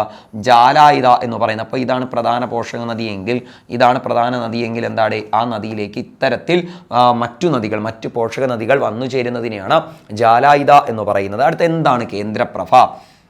എന്താണ് കേന്ദ്രപ്രഭ? എന്താണ് കേന്ദ്രപ്രഭ? ഓക്കെ. അപ്പോൾ എന്താണ് കേന്ദ്രപ്രഭ എന്ന് ചോദിച്ചാൽ, കേന്ദ്രപ്രഭ റേഡിയൽ മോഡൽ കേന്ദ്രപ്രഭ എന്ന് ചോദിച്ചാൽ ഒരു കുന്നിൻ്റെ പല ഭാഗങ്ങളിൽ നിന്നും നദികൾ ഒഴുകിപ്പോവും. കേട്ടോടെ, ഒരു കുന്നിൻ്റെ പല ഭാഗങ്ങളിൽ നിന്നും നദികൾ ഉത്ഭവിച്ച് ഒഴുകിപ്പോകുന്നതിനെയാണ് കേന്ദ്രപ്രഭ എന്ന് പറയുന്നത്. കേന്ദ്രപ്രഭ. അടുത്ത് ചതുരാകൃതി. ചതുരാകൃതി എന്ന് പറയുന്നത് ഒരു നദി ചതുരാകൃതി എന്ന് പറയുന്നത് ഒരു നദി ഒഴുകി വരികയാണ്. അതിൻ്റെ ഒരു പോഷക നദി ഇതേപോലെ ഒഴുകി വന്ന് 90 ഡിഗ്രി തിരിഞ്ഞ് ഇതേപോലെ വന്ന് കൂടിച്ചേരും. കേട്ടോടെ, ഇതിനെയാണ് ചതുരാകൃതി എന്ന് പറയുന്നത്. ഓക്കെ. ഇപ്പോൾ ജാലായിത, കേന്ദ്രപ്രഭ, ചതുരാകൃതി ഈ ഒരു 3 മാതൃകകൾ സൃഷ്ടിക്കുന്ന നദികളാണ്. അതായത് ഹിമാലയൻ നദികൾ ഒഴുകുമ്പോൾ അവ സമതലങ്ങളിൽ വൃക്ഷശിഖര മാതൃകകൾ സൃഷ്ടിക്കുന്നുവെങ്കിൽ ഉപദ്വീപ്യൻ നദികൾ ജാലായിത, കേന്ദ്രപ്രഭ, ചതുരാകൃതി എന്നീ 3 മാതൃകകളാണ് ഉണ്ടാക്കുന്നത്. കേട്ടോടെ, ഇനി ഈ മാതൃകകൾക്ക് കാരണമെന്ന് പറയുന്നത് ആദ്യാരോഹിത പുനരുജ്ജീവന രീതി എന്ന് പറയുന്ന ഒരു ഇതാണ്. കേട്ടോടെ, സൂപ്പർ ഇമ്പോസ്ഡ് എന്ന് പറയും. ആദ്യാരോഹിത പുനരുജ്ജീവന രീതി അല്ലെങ്കിൽ സൂപ്പർ ഇമ്പോസ്ഡ് എന്ന് പറയും. എന്താണ് ഈ ആദ്യാരോഹിത പുനരുജ്ജീവന രീതി അല്ലെങ്കിൽ സൂപ്പർ ഇമ്പോസ്ഡ് എന്ന് ചോദിച്ചാൽ, കാഠിന്യമുള്ള ശിലാപ്രതലങ്ങളിൽ കൂടി ഒഴുകുന്ന നദികളാണ് ഈ ആദ്യാരോഹിത പുനരുജ്ജീവന രീതി. അതായത് കാഠിന്യമുള്ള ശിലാതലപ്പുകളിൽ കൂടി ഒഴുകി വരുമ്പോൾ ഇവയ്ക്ക് വേറെ ഗതിമാറ്റമോ ബാക്കിയുള്ള യാതൊന്നും ഉണ്ടാവുന്നില്ല. ഇവ കൃത്യമായി ഒഴുകി പോകുന്നുണ്ട്. അതായത് നമ്മുടെ കാഠിന്യമുള്ള ശിലകൾക്ക് മുകളിൽ കൂടി അവയെ അതിജീവിച്ചൊഴുകിപ്പോകുന്ന നദികളാണ് ഏതാ? ഈ ഒരു ആദ്യാരോഹിത പുനരുജ്ജീവന രീതി അല്ലെങ്കിൽ സൂപ്പർ ഇമ്പോസ്ഡ് ആയിട്ടുള്ള നദികൾ എന്ന് പറയുന്നത്. ഓക്കെ. അപ്പോൾ ഈ രണ്ട് കാര്യങ്ങൾ നിങ്ങൾക്ക് വ്യക്തമല്ലേ? 2 കാര്യങ്ങൾ വളരെ കമ്പയർ ചെയ്തിട്ട് ഞാൻ ആ 2 കാര്യങ്ങളും പറഞ്ഞു തന്നിട്ടുണ്ട്. അടുത്ത പ്രധാനപ്പെട്ടതാണ് നദിയുടെ പ്രകൃതം. നദിയുടെ പ്രകൃതം എങ്ങനെയാണ്? അപ്പോൾ ഹിമാലയൻ നദികളുടെയും ഉപദ്വീപ്യൻ നദികളുടെയും പ്രകൃതം എങ്ങനെയാണ്? നമുക്ക് പ്രകൃതം നോക്കാം. എങ്ങനെയാണ് അതിൻ്റെ പ്രകൃതം? ഓക്കെ. പ്രകൃതം നിങ്ങൾക്ക് ചിലപ്പോൾ സാർ പ്രകൃതം എന്ന വാക്കൊന്നും മനസ്സിലാവുന്നില്ല എന്നുണ്ടെങ്കിൽ ജസ്റ്റ് ഞാനിത് എക്സ്പ്ലെയിൻ ചെയ്യുമ്പോൾ നിങ്ങൾക്ക് എല്ലാം അങ്ങ് മനസ്സിലാവും. കേട്ടോടെ, എന്താണ് നദിയുടെ പ്രകൃതം? ഓക്കെ. അപ്പോൾ നീളമേറിയ ചാലുകൾ ദുർഘടമായ പർവ്വതങ്ങളിലൂടെ ഒഴുകുമ്പോൾ ശീർഷതല അപരദനം. അപ്പോൾ നമുക്കിത് +1 അതേ വാക്കുകൾ അതേപോലെ കൊടുത്തിരിക്കുന്നതാണ്. അപ്പോൾ ഞാനത് എക്സ്പ്ലെയിൻ ചെയ്തു തരാം. നദികളുടെ സ്വഭാവം എങ്ങനെയാണ്? നദികളുടെ രീതി. നമ്മൾ പറയാറില്ലേ ഒരാൾ നിൻ്റെ സ്വഭാവം എന്താണ് എന്ന്. അപ്പോൾ ഒരാൾ എന്താണ് ഒരു ഭിക്ഷക്കാരനിരിക്കുകയാണ്, ഒരാൾ കൊണ്ടുവന്ന് കുറച്ച് കാശ് കൊടുത്തു, അത് അയാളെ നല്ല പ്രകൃതം എന്ന് പറയാം അല്ലേ? ഇതാണ് ആ നദിയുടെ സ്വഭാവം എങ്ങനെയാണ്, അതിൻ്റെ ക്യാരക്ടർ എങ്ങനെയാണ് എന്ന് നമുക്ക് നോക്കാം. ഓക്കെ. അപ്പോൾ ഈ നമ്മുടെ ഹിമാലയ നദികളുടെ ക്യാരക്ടർ എങ്ങനെയാണ്, അതിൻ്റെ സ്വഭാവം എങ്ങനെയാണ്, അല്ലെങ്കിൽ അതിൻ്റെ പ്രകൃതം എങ്ങനെയാണ്? നീളമേറിയ ചാലുകൾ. ഓക്കെ. ഈ നദികൾക്കുണ്ടാകുന്ന എങ്ങനെയുടെ നീളമേറിയ ചാലുകൾ എല്ലാം കൂടുതലാണ് അല്ലേടെ? ഹിമാലയൻ നദികൾക്ക് നീളം കൂടുതലാണ്. ഇനി പോഷക നദികളുടെ എണ്ണം കൂടുതലാണ്, വൃഷ്ടിപ്രദേശം കൂടുതലാണ്, നദീതടങ്ങൾ കൂടുതലാണ്, ഇനി നദികളുടെ വലിപ്പം കൂടുതലാണ്, ജലസംവഹന ശേഷി കൂടുതലാണ്. അങ്ങനെ ഒരുപാട് കാര്യങ്ങൾ എന്തുണ്ടെങ്കിലും കൂടുതലെന്ന് അങ്ങ് എഴുതിക്കോളൂ. കേട്ടോടെ, എല്ലാം കൂടുതലുള്ളത് ആർക്കാണ്? Himalayan നദികൾക്കാണ്, ഒന്നൊഴിച്ച് age. കേട്ടോടെ, പ്രായം ആർക്കാണ് കൂടുതലെന്ന് ചോദിച്ചാൽ ഉപദ്വീപ്യൻ നദികൾക്കാണ്. കേട്ടോടെ, ബാക്കി എല്ലാം കൂടുതൽ ഏതാണ്? ഹിമാലയൻ നദികൾക്കുണ്ടാകും. നിങ്ങൾ കേട്ടില്ലേ? എല്ലാം ഉണ്ട് എന്നാൽ ചിലതൊന്നുമില്ല. അതേപോലെ എല്ലാം കൂടുതൽ ഹിമാലയൻ നദികൾക്കാണ്, ഒന്നൊഴിച്ച് ആരാണ്? പ്രായം ആർക്കാണ് കൂടുതൽ? ഉപദ്വീപ്യൻ നദികൾക്കാണ് പ്രായം കൂടുതൽ. ഓക്കെ. അപ്പോൾ നീളമേറിയ ചാലുകൾ. അപ്പോൾ ഹിമാലയൻ നദികൾ എന്ന് പറയുന്നത് വളരെ നീളമുള്ള ചാലുകളാണ്. ഇനി ദുർഘടമായ പർവ്വതങ്ങളിലൂടെ ഒഴുകുമ്പോൾ ശീർഷതല അപരദനം ഹെഡ്വേർഡ് ഇറോഷൻ ഉണ്ടാക്കുന്നു. ദുർഘടമായ പർവ്വതങ്ങൾ. നമുക്കറിയാം ഹിമാലയ നദി ഉത്ഭവിച്ചൊഴുകി വരുന്നത് ഏതിലെയാണ്? വളരെ ഉയരമുള്ള ഹിമാദ്രി എന്ന് പറയുന്ന ഹിമാലയത്തിൻ്റെ തന്നെ ഏറ്റവും ഉയരമുള്ള പർവ്വതങ്ങളിൽ നിന്നാണ് ഉത്ഭവിച്ചു വരുന്നത് അല്ലേ? അപ്പോൾ വളരെ ഉയരം നിന്ന് ഉത്ഭവിച്ചു വരുമ്പോൾ ഇതെന്ത് ചെയ്യുന്നുണ്ടാ? അതിശക്തമായിട്ടായിരിക്കും ഒഴുകി വരുന്നത് അല്ലേ? അതിശക്തമായി ഒഴുകുമ്പോൾ എന്ത് ചെയ്യുന്നു? ഇത് ശീർഷതലാപരതനം ഉണ്ടാക്കുന്നു, ഹെഡ്വേർഡ് ഇറോഷൻ ഉണ്ടാക്കുന്നു എന്ന് പറയുമ്പോൾ ഹിമാലയം എന്ന് പറയുന്നത് അവസാദ ശിലാപ്രദേശങ്ങളാണ് അല്ലേ? അതായത് വളരെ കാഠിന്യം കുറഞ്ഞ ശിലകളാണ് അവസാദ ശിലകൾ. അപ്പോൾ ഈ അവസാദ ശിലകൾ കൊണ്ട് നിർമ്മിതമായ ഒരു ഭാഗമാണ് ഏത്? ഹിമാലയം. അപ്പോൾ ഹിമാലയത്തിലെ ഈ അവസാദ ശിലാ പ്രദേശങ്ങളിൽ കൂടി ഒഴുകി വരുമ്പോൾ, അതായത് ആ നദി ഉത്ഭവിച്ച് ഒഴുകി വരുമ്പോൾ നദി എന്ത് ചെയ്യുന്നു? അപരദനം ചെയ്യുന്നു, ധാരാളം അപരദനം ചെയ്യുന്നു. അങ്ങനെ നദി ഹിമാലയ പർവ്വതത്തിൽ വീരൂപ താഴ്വരകൾ, ഗിരികന്ധര താഴ്വരകൾ, ഇനി ബൃഹത് ഗിരികന്ധര താഴ്വരകൾ എന്നിങ്ങനെയുള്ള താഴ്വരകൾ സൃഷ്ടിക്കുന്നു. കേട്ടോടെ, വീരൂപ താഴ്വരകൾ ഈ ആകൃതിയായിരിക്കും. ഇനി ഗിരികന്ധര താഴ്വരകൾ താഴെയും മുകളിലും ഒരേ വീതിയായിരിക്കും. ഓക്കെ, ബൃഹത് ഗിരികന്ധരം താഴെ വീതി കുറവ്, മുകളിൽ വീതി കൂടുതൽ, ഇതാണ് ബൃഹത് ഗിരികന്ധരം. ഓക്കെ, അപ്പോൾ ഇങ്ങനെയുള്ള താഴ്വരകൾ ഉണ്ടാക്കുന്നു. എവിടെ? നദി ഉത്ഭവിക്കുന്നതിൻ്റെ ആ ഭാഗങ്ങളിൽ. അതാണ് ശീർഷതല അപരദനം എന്ന് പറയുന്നത്. കേട്ടോടെ, നദിയുടെ ഉത്ഭവ സ്ഥാനങ്ങളിൽ ഇത്തരത്തിലുള്ള താഴ്വരകൾ ഉണ്ടാക്കുന്നു. അപ്പോൾ പർവ്വതങ്ങളിലൂടെ, ദുർഘടമായ പർവ്വതങ്ങളിലൂടെ ഒഴുകുമ്പോൾ നദി ശീർഷതല അപരദനം, ഹെഡ്വേർഡ് ഇറോഷൻ ഉണ്ടാക്കുന്നു. നദി അപഹരണം, ഇതാണ് റിവർ പൈറസി. കേട്ടോടെ, ഇതാണ് കഴിഞ്ഞ LSG സെക്രട്ടറിക്ക് ചോദിച്ച റിവർ പൈറസി. അന്ന് പലരും ഇത് അറിയില്ല എന്നായിരുന്നു പറഞ്ഞിരുന്നത്. എന്നാൽ നമ്മുടെ +1 കൊടുത്തിട്ടുള്ള ഒന്നായിരുന്നു നദി അപഹരണം. ഇതിൻ്റെ ഇംഗ്ലീഷാണ് റിവർ പൈറസി, അല്ലെങ്കിൽ റിവർ ക്യാച്ചർ, അല്ലെങ്കിൽ സ്ട്രീം പൈറസി എന്നൊക്കെ പറയപ്പെടുന്നത്. നദി അപഹരണം. ഓക്കെ, അപ്പോൾ നദി അപഹരണം എവിടെ ഉണ്ടാകുന്നുണ്ട്? ഇതിൻ്റെ ഒരു നദിയുടെ ആ ഒരു താഴ്ന്ന ഭാഗങ്ങളിൽ, ഹിമാലയൻ നദികളുടെ ഭാഗങ്ങളിൽ എന്തുണ്ടാകുന്നുണ്ട്? നദി അപഹരണം ഉണ്ടാകുന്നുണ്ട്. നദി അപഹരണം ഉണ്ടാകുന്നുണ്ട്, നിങ്ങൾക്ക് കാണാമല്ലോടെ. ഇനി സമതലങ്ങളിൽ വലയങ്ങൾ രൂപപ്പെടുന്നു. സമതലങ്ങളിൽ എത്തുമ്പോൾ എന്ത് ചെയ്യുന്നു? വലയങ്ങൾ. സമതലങ്ങളിലാണെങ്കിലോടെ വലയങ്ങൾ എന്ന് പറയുമ്പോൾ എന്താണ്? മിയാൻഡറുകൾ കേട്ടിട്ടുണ്ടോ? ഒരു നദി ഒഴുകി വരുമ്പോൾ അതിൻ്റെ ഭാഗങ്ങൾ ഇങ്ങനെ വളഞ്ഞു പോകാറുണ്ട്. കേട്ടോടെ, ഇതേപോലെ വളഞ്ഞു വരാറുണ്ട്. ഈ വളഞ്ഞിരിക്കുന്ന നദീഭാഗങ്ങളെയാണ് എന്തെന്ന് പറയുന്നത്? മിയാൻഡറുകൾ എന്ന് പറയുന്നത്. കേട്ടോടെ, മിയാൻഡറുകൾ അല്ലെങ്കിൽ വലയങ്ങൾ അല്ലെങ്കിൽ വക്രവലയങ്ങൾ എന്ന് പറയും. കേട്ടോടെ, മിയാൻഡറുകൾ അല്ലെങ്കിൽ വലയങ്ങൾ അല്ലെങ്കിൽ വക്രവലയങ്ങൾ എന്നാണ് അറിയപ്പെടുന്നത്. അപ്പോൾ സമതലങ്ങളിൽ എന്തുണ്ടാക്കാറുണ്ട്? ഇത് വലയങ്ങൾ സൃഷ്ടിക്കാറുണ്ട്. സമതലങ്ങളിൽ വലയങ്ങൾ സൃഷ്ടിക്കാറുണ്ട്, അതായത് വക്രവലയങ്ങൾ അല്ലെങ്കിൽ മിയാൻഡറുകൾ ഉണ്ടാകാറുണ്ട്. ഓക്കെ, ഇനി ഗതിമാറി ഒഴുകൽ എന്നിവ അനുഭവപ്പെടുന്നു. കേട്ടോടെ, അപ്പോൾ ഹിമാലയ നദികളുടെ പ്രത്യേകതയാണ്: ഒന്ന്, നീളമേറിയ ചാലുകളാണ് ഹിമാലയ നദികൾക്കുണ്ടാകുന്നത്. വളരെ നീളമുള്ള കൈവഴികളും നീർച്ചാലുകളും എല്ലാമാണ് ഹിമാലയ നദികൾക്കുള്ളത്. 2, പർവ്വത ഭാഗം, അതായത് ഈ നദി ഉത്ഭവിച്ചു വരുന്ന ആ ദുർഘടമായ പർവ്വത ഭാഗങ്ങളിൽ ഇത് ശക്തമായ അപരദനം ഉണ്ടാക്കുന്നു. ദാറ്റ് മീൻസ് ശീർഷതല അപരദനം, ഹെഡ്വേർഡ് ഇറോഷൻ ഉണ്ടാക്കുന്നുണ്ട്.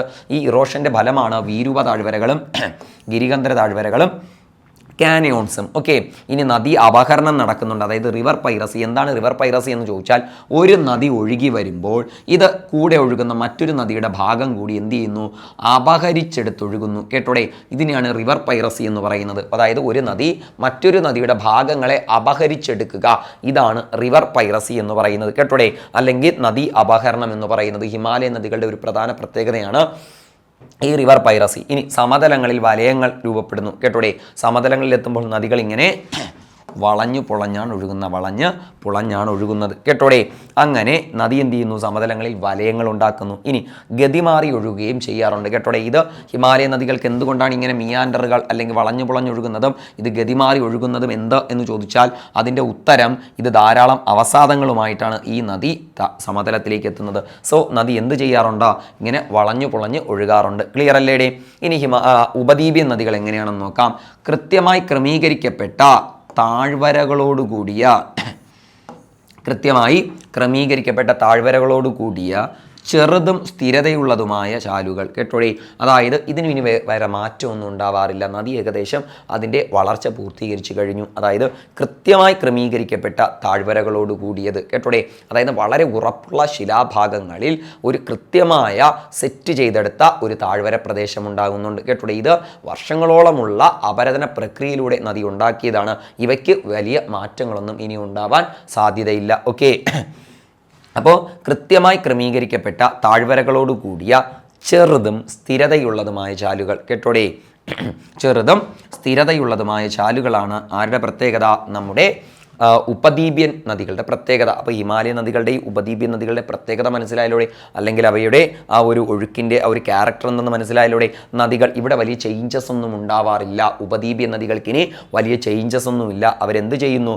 കൃത്യമായി ക്രമീകരിക്കപ്പെട്ട താഴ്വരകളോട് കൂടിയ ചെറുതും സ്ഥിരതയുള്ളതുമായ ചാലുകളായിട്ട് ഒഴുകിപ്പോകുന്നു കേട്ടോടെ. ഈ ചാലുകൾക്ക് ഇനി ഒരു മാറ്റവും ഉണ്ടാവാറില്ല. അവ വലിയ വലിപ്പമുള്ളവയൊന്നുമല്ല, വളരെ ചെറിയ ചാലുകളായിട്ടാണ് ഉപദ്വീപീയ നദികൾ ഒഴുകിപ്പോകുന്നത്. ഓക്കെ, ഇനി വൃഷ്ടിപ്രദേശം എങ്ങനെ നോക്കാം. ഹിമാലയ നദികളുടെയും ഉപദ്വീപീയ നദികളുടെയും വൃഷ്ടിപ്രദേശം വളരെ വിസ്തൃതമായ തടങ്ങളാണ് കേട്ടോടെ. വളരെ വിസ്തൃതി കൂടുതലാണ് ഹിമാലയ നദികൾക്ക്.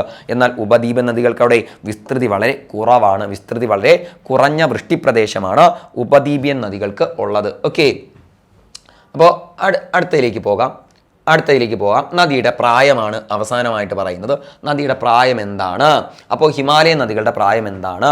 ഉപദ്വീപീയ നദികളുടെ പ്രായം എന്താണ്? ഹിമാലയ നദികൾ എന്ന് പറയുന്നത് താഴ്വരയുടെ ആഴം വർദ്ധിപ്പിക്കുന്ന യുവത്വഘട്ടത്തിലെ തീവ്രശക്തിയുള്ള നീരൊഴുക്ക് കേട്ടോടെ. അതായത് യുവത്വഘട്ടത്തിലുള്ള നദികളാണ് ഏതെന്ന് പറയുന്നത് നമ്മുടെ ഹിമാലയൻ നദികൾ. അതായത് ഇവ ഒഴുകുന്ന ഭാഗത്തെ താഴ്വരകൾ പണ്ട് ചെറുതായിരുന്നു, വീണ്ടും വലുതായി, ഇത്തരത്തിൽ എന്താണ് ആഴം കൂടി വന്നുകൊണ്ടേയിരിക്കുന്നു. അതായത് നദി ഒഴുകുന്ന ഭാഗത്തെ താഴ്വരകൾ ഇത്തരത്തിൽ ആഴം കൂടിക്കൊണ്ടേയിരിക്കുന്നു. അപ്പോൾ താഴ്വരയുടെ ആഴം വർദ്ധിപ്പിക്കുന്ന യുവത്വഘട്ടത്തിൽ, അപ്പോൾ യുവത്വഘട്ടത്തിലുള്ള നദിയാണ് താൻ ഒഴുകുന്ന ഭാഗങ്ങളിലെ ആഴം വർദ്ധിപ്പിച്ചുകൊണ്ടിരിക്കുന്നത്. അപ്പോൾ താഴ്വരയുടെ ആഴം വർദ്ധിപ്പിക്കുന്ന യുവത്വഘട്ടത്തിലെ തീവ്രശക്തിയുള്ള നദികൾ, അതായത് യുവത്വഘട്ടത്തിലുള്ള നദികൾ, യുവത്വമുള്ള നദികളാണ് ഏത്? നമ്മുടെ ഹിമാലയൻ നദികൾ. എന്നാൽ ഉപദ്വീപീയ നദികളിൽ എത്തുമ്പോഴോടെ അപക്ഷയത്തിലൂടെ ഏറെക്കുറെ നിരപ്പായ തലത്തിൽ എത്തിച്ചേർന്ന പ്രായാധിക്യമുള്ള നദികളാണ് കേട്ടോടെ. അതായത് പ്രായമെത്തിയ നദികൾ, വളരെ ഓൾഡായിട്ടുള്ള നദികൾ. അപ്പോൾ ഏറ്റവും പ്രായം കൂടിയ നദികൾ എന്ന് പറയുന്നത് ഉപദ്വീപീയ നദികളാണ്. ഇനി ഈ നദികൾക്ക് വലിയ മാറ്റമൊന്നും താൻ ഒഴുകുന്ന ഭാഗത്ത് ഉണ്ടാക്കാൻ കഴിയില്ല കേട്ടോടെ. കാരണം അത് അതിൻ്റെ എല്ലാ മാറ്റവും ഉണ്ടാക്കി കഴിഞ്ഞ് പ്രായാധിക്യത്തിലെത്തുന്ന നദികളാണ്. എന്നാൽ ഹിമാലയൻ നദികൾ അങ്ങനെയല്ല. അത് എന്താണ്? യുവത്വഘട്ടമാണ്, അത് മാറിയിട്ടില്ല. അതിൽ ഇനിയും മാറ്റങ്ങൾ ഒരുപാട് ഉണ്ടാവേണ്ടതുണ്ട്. അപ്പോൾ പ്രായം കുറഞ്ഞ നദികളാണ് ഹിമാലയ നദികൾ, പ്രായം കൂടിയ നദികളാണ് ഉപദ്വീപീയ നദികൾ. ഓക്കെ, അപ്പം അത്രയും അങ്ങ് മനസ്സിലാക്കി വെച്ചോളുക. ഓക്കെ, ഇനി ഇത് പുതിയ പാഠപുസ്തകത്തിലെ കണ്ടന്റാണ് കേട്ടോടെ. ഇതുകൂടി പറഞ്ഞാലേ നമുക്ക് പൂർത്തീകരിക്കാൻ കഴിയൂ. പുതിയ അപ്ഡേറ്റ് ചെയ്തു വന്ന പാഠപുസ്തകത്തിലെ കണ്ടന്റാണ് സിന്ധു, ഗംഗ, ബ്രഹ്മപുത്ര എന്നീ 3 നദികളുടെ കുറച്ച് കാര്യങ്ങൾ. ഓക്കെ, പുതിയ അപ്ഡേറ്റഡ് ആയിട്ട് വന്ന ടെക്സ്റ്റ് ബുക്കിലെ കണ്ടന്റാണ്. അപ്പോൾ നമുക്ക് ജസ്റ്റ് ഒന്ന് നോക്കാം. മാനസരോവര തടാകത്തിനടുത്ത് ബോഗോർചു ഹിമാനിയിൽ നിന്നാണ് സിന്ധു നദി ഉത്ഭവിക്കുന്നത്. അപ്പോൾ സിന്ധു നദിയുടെ ഉത്ഭവമാണ്, സിന്ധു നദിയെക്കുറിച്ചാണ് ഈ കോളത്തിൽ പറയുന്നത്. സിന്ധു നദി, അപ്പോൾ ഈ കോളത്തിൽ പറയുന്നത് സിന്ധു നദിയെക്കുറിച്ചാണ് കേട്ടോടെ. സിന്ധു നദിയെക്കുറിച്ചാണ്. ഇവിടെ വരുമ്പോൾ ഗംഗാ നദിയെക്കുറിച്ചാണ്. ഇവിടെ വരുമ്പോൾ ബ്രഹ്മപുത്ര നദിയെക്കുറിച്ചാണ് കേട്ടോടെ. ബ്രഹ്മപുത്ര നദിയെക്കുറിച്ചാണ്. ഓക്കെ, അപ്പോൾ സിന്ധു നദി എന്താണ്? മാനസരോവര തടാകത്തിനടുത്തുള്ള ബോഗോർചു ഹിമാനിയിൽ നിന്നാണ് ഉത്ഭവിക്കുന്നത്. മാനസരോവര തടാകത്തിനടുത്തുള്ള ബോഗോർചു ഹിമാനിയിൽ നിന്നാണ് ഉത്ഭവിക്കുന്നത് സിന്ധു നദി. ഓക്കെ, ഹിമാലയത്തിൻ്റെ വടക്കു പടിഞ്ഞാറു ഭാഗത്തു കൂടി ഒഴുകിപ്പോകുന്ന നദികളാണ് ഏതൊക്കെ? സിന്ധു, അതിൻ്റെ പോഷക നദികൾ. നമുക്കറിയാം സിന്ധുവിൻ്റെ പോഷക നദികൾ ഏതൊക്കെയാണ്? ചലം, ചിനാബ്, രവി, ബിയാസ്, സത്ലജ് അല്ലേ? ചലം, ചിനാബ്, രവി, ബിയാസ്, സത്ലജ്. അപ്പോൾ ഈ നദികളെല്ലാം നമ്മുടെ ഹിമാലയത്തിൻ്റെ ആ ഒരു വടക്കു പടിഞ്ഞാറൻ ഹിമാലയ ഭാഗത്തുകൂടി ഒഴുകുകയാണ്. അപ്പോൾ ഇതിനെല്ലാം അറിയപ്പെടുന്നത് സിന്ധു നദീ വ്യൂഹങ്ങൾ എന്നാണ് അറിയപ്പെടുന്നത്. അപ്പോൾ സിന്ധു നദി മാനസരോവർ തടാകത്തിനടുത്തുള്ള ബോഗോർചു ഹിമാനിയിൽ നിന്നാണ് ഉത്ഭവിക്കുന്നത്. ഓക്കെ, അടുത്തത് ഗംഗാ നദി. പുതിയ പാഠപുസ്തകത്തിലെ ഗംഗയെക്കുറിച്ചുള്ള കണ്ടന്റുകൾ എന്തൊക്കെയാണ്? നമുക്കറിയാം ഉത്തരാഖണ്ഡിലെ ഗംഗോത്രി ഹിമാനി അല്ലെ? ഉത്തരാഖണ്ഡിലെ ഗംഗോത്രി ഹിമാനിയിലെ ഗോമുഖിൽ നിന്നാണ് ഉത്ഭവിക്കുന്നത്. ഉത്തരാഖണ്ഡിലെ ഉത്തരകാശി ജില്ലയിലെ ഗംഗോത്രി ഹിമാനിയിലെ ഗോമുഖിൽ നിന്നാണ് ഗംഗാ നദി ഉത്ഭവിക്കുന്നത്. ഗംഗാ നദിയും അതിൻ്റെ പോഷക നദികളായ യമുന, ഹാഹ്ര, ഗാണ്ഡക്, കോസി തുടങ്ങിയവയുമാണ് ഉത്തരാഖണ്ഡ്, നേപ്പാൾ ഹിമാലയത്തിലെ പ്രധാനപ്പെട്ട നദികൾ. ഓക്കെ, അപ്പോൾ അത് നമ്മൾ മനസ്സിലാക്കി വെക്കണം കേട്ടോടെ. അപ്പോൾ കൃത്യമായിട്ട് പറയുന്നുണ്ട് ഉത്തരാഖണ്ഡ്, നേപ്പാൾ ഹിമാലയം. അപ്പോൾ പടിഞ്ഞാറൻ ഹിമാലയത്തിൻ്റെ ഭാഗമാണ് ഉത്തരാഖണ്ഡ് ഹിമാലയം കേട്ടോടെ. പടിഞ്ഞാറൻ ഹിമാലയത്തിൻ്റെ ഒരു ഭാഗമാണ് കാശ്മീർ ഹിമാലയം അല്ലേ? അപ്പോൾ കാശ്മീർ ഹിമാലയമായാലും ഹിമാചൽ ഹിമാലയമായാലും അവിടെ സിന്ധു നദികളും അവയുടെ പോഷക നദികളുമാണ് ഉള്ളത്. എന്നാൽ നമ്മുടെ ഇത് പടിഞ്ഞാറൻ ഹിമാലയത്തെ നമുക്ക് 3ആയിട്ട് തരംതിരിക്കാം. കാശ്മീർ ഹിമാലയം, ഹിമാചൽ ഹിമാലയം, ഉത്തരാഖണ്ഡ് ഹിമാലയം അല്ലേ. അപ്പോൾ പടിഞ്ഞാറൻ ഹിമാലയത്തിൻ്റെ 3 ഭാഗങ്ങളിൽ 2 ഭാഗത്തും സിന്ധു നദിയും അതിൻ്റെ പോഷക നദികളുമാണുള്ളത് അല്ലേ. അപ്പോൾ ഇത് പടിഞ്ഞാറൻ ഹിമാലയത്തിൽ കാശ്മീർ ഹിമാലയത്തിലൂടെയും ഹിമാചൽ ഹിമാലയത്തിലൂടെയും ഒഴുകിപ്പോകുന്നത് ഏതൊക്കെയാണ്? നമ്മുടെ സിന്ധുവും അതിൻ്റെ പോഷക നദികളും. എന്നാൽ ഉത്തരാഖണ്ഡ് ഹിമാലയത്തിലൂടെയും അത് കഴിഞ്ഞ് മധ്യ ഹിമാലയമായ നേപ്പാൾ ഹിമാലയത്തിൽ കൂടിയും ഒഴുകുന്നത് ഗംഗയും അതിൻ്റെ പോഷക നദികളുമാണ് കേട്ടോടെ. അപ്പോൾ ഉത്തരാഖണ്ഡ് നേപ്പാൾ ഹിമാലയത്തിലെ പ്രധാനപ്പെട്ട നദികളാണ് ഏതാ? ഗംഗാ നദിയും അതിൻ്റെ പോഷക നദികളായ യമുന, ഹാഹ്ര, ഗാണ്ടക്, കോസി. അപ്പോൾ യമുന, ഹാഹ്ര, ഗാണ്ടക്, കോസി. ഓക്കെ, ഇതിൽ ഹാഹ്ര, ഗാണ്ടക്, കോസി എന്നിവ നമ്മുടെ നേപ്പാളിൽ നിന്ന് ഉത്ഭവിച്ച് വന്ന് നമ്മുടെ ഗംഗയിൽ പതിക്കുന്ന നദികളാണ് കേട്ടോടെ. നേപ്പാളിൽ നിന്ന് ഉത്ഭവിച്ചു വന്ന് ഗംഗയിൽ പതിക്കുന്ന നദികളാണ് ഇവയെന്ന് പറയുന്നത്. ബാക്കി യമുനയെക്കുറിച്ചൊക്കെ നമ്മൾ പറഞ്ഞു, വേറെ പറയേണ്ട കാര്യമില്ല. ഓക്കെ, ഇനി അടുത്ത ബ്രഹ്മപുത്ര. മാനസരോവർ തടാകത്തിനടുത്തുള്ള ചെമയുങ്തുങ് ഹിമാനിയിൽ നിന്ന് ഉത്ഭവിക്കുന്നു. മാനസരോവർ തടാകത്തിനടുത്തുള്ള ചെമയുങ്തുങ് ഹിമാനിയിൽ നിന്നാണ് ബ്രഹ്മപുത്ര നദി ഉത്ഭവിക്കുന്നത്. ബ്രഹ്മപുത്രയും അതിൻ്റെ പോഷക നദികളായ, അപ്പോൾ ബ്രഹ്മപുത്രയുടെ പോഷക നദികളെ കുറിച്ച് പറയുന്നുണ്ട്. ദിബാങ് ഒരു പ്രധാന നദിയാണ്, ലോഹിത് ഒരു പ്രധാന നദിയാണ്, മാനസ് ഒരു പ്രധാന നദിയാണ്. ഇവയാണ് കിഴക്കൻ ഹിമാലയത്തിലെ നദീവ്യൂഹങ്ങൾ. ഓക്കേടെ. അപ്പോൾ പടിഞ്ഞാറൻ ഹിമാലയം എന്ന് പറയുമ്പോൾ 2 പേരെ പറയാം. ഏതൊക്കെയാണ്ട്? നമ്മുടെ കാശ്മീർ ഹിമാലയവും പറയാം, ഹിമാചൽ ഹിമാലയവും പറയാം. അവിടെയുള്ള പ്രധാന നദീവ്യൂഹങ്ങളാണ് സിന്ധുവും അതിൻ്റെ പോഷക നദികളും എന്ന് പറയുന്നത്. ഇനി മധ്യ ഹിമാലയവും പടിഞ്ഞാറൻ ഹിമാലയത്തിൻ്റെ ഭാഗമായ ഉത്തരാഖണ്ഡ് ഹിമാലയത്തിലെയും പ്രധാനപ്പെട്ട നദീവ്യൂഹങ്ങളാണ് ഗംഗയും അതിൻ്റെ പോഷക നദികളായ യമുന, ഹാഹ്ര, ഗാണ്ടക്, കോസി. ഓക്കെ, അത് കഴിഞ്ഞിട്ട് കിഴക്കൻ ഹിമാലയത്തിലെ പ്രധാനപ്പെട്ട നദീവ്യൂഹങ്ങളാണ് ബ്രഹ്മപുത്ര നദിയും അതിൻ്റെ പോഷക നദികളായ ദിബാങ്, ലോഹിത്, മനാസ് എന്നിവ. ഓക്കേടെ. അപ്പോൾ ഈ പോയിന്റുകൾ എന്തിനു പഠിക്കണം, അല്ലെങ്കിൽ ഈ പോയിന്റുകൾ ഞാൻ എന്തിനു ഓർത്തിരിക്കണം എന്ന് ചോദിച്ചാൽ ഒറ്റ ഉത്തരമേ ഉള്ളൂ. പുതിയ അപ്ഡേറ്റ് ചെയ്തു വന്ന ടെക്സ്റ്റ് ബുക്കിലെ കണ്ടന്റുകളാണ് ഇവ കേട്ടോടെ. പുതിയ അപ്ഡേറ്റ് ചെയ്യപ്പെട്ട ടെക്സ്റ്റ് ബുക്കുകളിലെ കണ്ടന്റാണ് ഇവ. അതുകൊണ്ട് നമ്മളിത് മസ്റ്റായിട്ട് ഓർമ്മിച്ച് വയ്ക്കണം. ഓക്കെ, വേറെ ഒരു ഉപാധിയും നമുക്ക് വേണ്ട. ഓക്കെ, നെക്സ്റ്റ് നമ്മുടെ പുതിയ ടെക്സ്റ്റിലുള്ള നദികളുടെ തന്നെ നമ്മുടെ ഉപദ്വീപീയ നദികളും അവയുടെ പോഷക നദികളും ഉത്ഭവസ്ഥാനങ്ങളും. ആദ്യം ഉത്ഭവസ്ഥാനം പറയുന്നു, പിന്നീട് പ്രധാന പോഷക നദികൾ പറയുന്നു, ഇനി അത് ഉൾപ്പെടുന്ന സംസ്ഥാനങ്ങളെക്കുറിച്ച് പറയുന്നു. നമ്മുടെ പുതിയ ടെക്സ്റ്റിലുള്ള കണ്ടന്റാണ്. അപ്പോൾ ആദ്യമായിട്ട് നമ്മൾ പറയാൻ പോകുന്നത് മഹാനദിയെക്കുറിച്ചാണ് കേട്ടോടെ. ഒന്നാമത്തെ നദി ഉപദ്വീപീയ നദികളിലെ പ്രധാനപ്പെട്ട നദിയാണ് മഹാനദി. ഉത്ഭവം എവിടെയാണ്? റായ്പൂരിലെ സിഹാവ കേട്ടോടെ. ഛത്തീസ്ഗഡിലെ റായ്പൂരിലുള്ള സിഹാവയിൽ നിന്നാണ് ഉത്ഭവം. ഛത്തീസ്ഗഡിലെ റായ്പൂരിലുള്ള സിഹാവയിൽ നിന്നാണ് ഉത്ഭവം. ഓക്കെ, പോഷക നദികൾ മസ്റ്റായിട്ട് പഠിക്കുക. എത്ര തവണ ചോദിച്ചിട്ടുണ്ടെന്നാ എനിക്ക് തന്നെ അറിയില്ല കേട്ടോടെ. കാരണം വിരലിൽ എണ്ണാവുന്നതിനും അപ്പുറത്തേക്ക് ചോദിച്ചിട്ടുണ്ട്. മഹാനദിയുടെ പോഷക നദികൾ ഇബ്, ടെല്ല്. മഹാനദിയുടെ പോഷക നദികൾ ഏതൊക്കെയാണ്? ഇബ്, ടെല്ല്. മഹാനദിയുടെ പോഷക നദികളാണ് ഇബ്, ടെല്ല്. ഇനി ഏതൊക്കെ സംസ്ഥാനങ്ങളിൽ കൂടി ഒഴുകി പോകുന്നു? ഛത്തീസ്ഗഡ്, മധ്യപ്രദേശ്, ഒഡീഷ കേട്ടെ. ഒഡീഷയിൽ വെച്ചാണ് ഇത് ബംഗാൾ ഉൾക്കടലിൽ പതിക്കുന്നത്. ഛത്തീസ്ഗഡ്, മധ്യപ്രദേശ്, ഒഡീഷ. അപ്പോൾ മഹാനദിയെക്കുറിച്ചാണ് നമ്മൾ പറഞ്ഞത്. ഉത്ഭവം റായ്പൂരിലെ ഛത്തീസ്ഗഡിലെ റായ്പൂരിലുള്ള സിഹാവയിൽ നിന്നാണ് ഉത്ഭവം എന്ന് പറയുന്നത്. പോഷക നദികൾ ഇബ്, ടെല്ല് എന്നാണ്. ഇത് ഒഴുകിപ്പോകുന്നത് ഛത്തീസ്ഗഡ്, മധ്യപ്രദേശ്, ഒഡീഷ. അടുത്തതായിട്ട് ഗോദാവരി അല്ലേ. മഹാരാഷ്ട്രയിലെ നാസിക്കിൽ നിന്നാണ് ഉത്ഭവം കേട്ടോടെ. മഹാരാഷ്ട്രയിലെ നാസിക്കിൽ നിന്നാണ് ഉത്ഭവം. ഏത് നദി? ഗോദാവരി നദി ഉത്ഭവിക്കുന്ന എവിടെ നിന്നാണ്? മഹാരാഷ്ട്രയിലെ നാസിക്കിൽ നിന്നാണ് ഉത്ഭവം. ഓക്കെ, ഇതിൻ്റെ പ്രധാന പോഷക നദികൾ പ്രാൺഹിത, ഇന്ദ്രാവതി, ശബരി. അപ്പോൾ മറക്കരുത്, കാരണം പോഷക നദികൾ എപ്പോഴും PSC ചോദിക്കുന്ന ഒരു മേഖലയാണ് കേട്ടോടെ പോഷക നദികൾ. അപ്പോൾ പ്രാൺഹിത, ഇന്ദ്രാവതി, ശബരി. പ്രാൺഹിത, ഇന്ദ്രാവതി, ശബരി എന്നിവയാണ് പ്രധാനപ്പെട്ട പോഷക നദികൾ. ഓക്കെ, ഒഴുകിപ്പോകുന്ന സംസ്ഥാനങ്ങളെ നമുക്കൊന്ന് മാർക്ക് ചെയ്താലോ? മഹാരാഷ്ട്ര, മധ്യപ്രദേശ്, ആന്ധ്രാപ്രദേശ്. ഒഴുകിപ്പോകുന്ന സംസ്ഥാനങ്ങൾ ഏതൊക്കെയാണ്? മഹാരാഷ്ട്ര, മധ്യപ്രദേശ്, ആന്ധ്രാപ്രദേശ്. ഓക്കെ, അപ്പോൾ ഇത് ജസ്റ്റ് മസ്റ്റായിട്ട് ഓർമ്മിച്ച് വെച്ചിരിക്കണം. നമ്മുടെ ഈ ഒരു ഗോദാവരി ഒഴുകിപ്പോകുന്ന സംസ്ഥാനങ്ങളിൽ ഉൾപ്പെടാത്തത് ഏതെന്നൊക്കെ ചോദിക്കാം. അപ്പോൾ മഹാരാഷ്ട്ര, അവിടെ നേരെ ഒഴുകി മധ്യപ്രദേശ്, അവിടെ നേരെ ഒഴുകി ആന്ധ്രാപ്രദേശ് വരെ എത്തുന്നു. അടുത്ത നദികളിലേക്ക് പോവാം നമുക്ക്. കാവേരി ഉപദ്വീപ്യൻ നദികളിലെ ഒരു പ്രധാന നദിയാണ് ആര്? കാവേരി. ഉപദ്വീപ്യൻ നദികളിലെ ഒരു പ്രധാനപ്പെട്ട നദിയാണ് കാവേരി. ബ്രഹ്മഗിരി കുന്നുകളിൽ നിന്നാണ് ഉത്ഭവിക്കുന്നത്. നമ്മുടെ പശ്ചിമഘട്ടം എന്ന് പറയാം കേട്ടോടെ. ബ്രഹ്മഗിരി കുന്നുകൾ ഏതാണ്? പശ്ചിമഘട്ടമാണ്. പശ്ചിമഘട്ടം എന്ന് പറയാം. അപ്പോൾ പശ്ചിമഘട്ടം നമ്മുടെ കർണാടകയുടെ ഭാഗങ്ങളിൽ അറിയപ്പെടുന്ന പേരാണ് ബ്രഹ്മഗിരി കുന്നുകൾ എന്ന് പറയുന്നത്. ഒരു ചോദ്യം നമുക്ക് ചോദിക്കാം, ബ്രഹ്മഗിരി കുന്നുകൾ കാണപ്പെടുന്ന കേരളത്തിലെ ജില്ല എവിടെയെന്ന് ചോദിച്ചാൽ അത് വയനാടാണ് കേട്ടോടെ. വയനാടിൽ ബ്രഹ്മഗിരി കുന്നുകൾ എന്ന പേരിൽ കുന്നുകൾ കാണപ്പെടുന്നുണ്ട്. ഓക്കെ, ഇനി നമ്മുടെ പശ്ചിമഘട്ടം ബ്രഹ്മഗിരി കുന്നുകൾ അല്ലെങ്കിൽ ബ്രഹ്മഗിരി എന്നൊക്കെ അറിയപ്പെടുന്നത് നമ്മുടെ കർണാടകയുടെ ഭാഗങ്ങളിലും കാസർഗോഡ് ജില്ലയുടെ ഭാഗങ്ങളിലൊക്കെ ബ്രഹ്മഗിരി എന്നാണ് അറിയപ്പെടുന്നത്. ഓക്കെ, ഇനി പോഷക നദികൾ കബനി, ഭവാനി, അമരാവതി കേട്ടോടെ. കബനി, ഭവാനി, അമരാവതി. നമുക്കൊന്നും കൂടി പറയാം, പാമ്പാർ. അപ്പോൾ കബനി, ഭവാനി ഇത് നമുക്കറിയാം അല്ലേ. കേരളത്തിൽ കിഴക്കോട്ടൊഴുകുന്ന നദികളാണല്ലേ കബനിയും ഭവാനിയും. കേരളത്തിൽ കിഴക്കോട്ടൊഴുകി പോകുന്ന നദികളാണ് കബനി, ഭവാനി, പാമ്പാർ.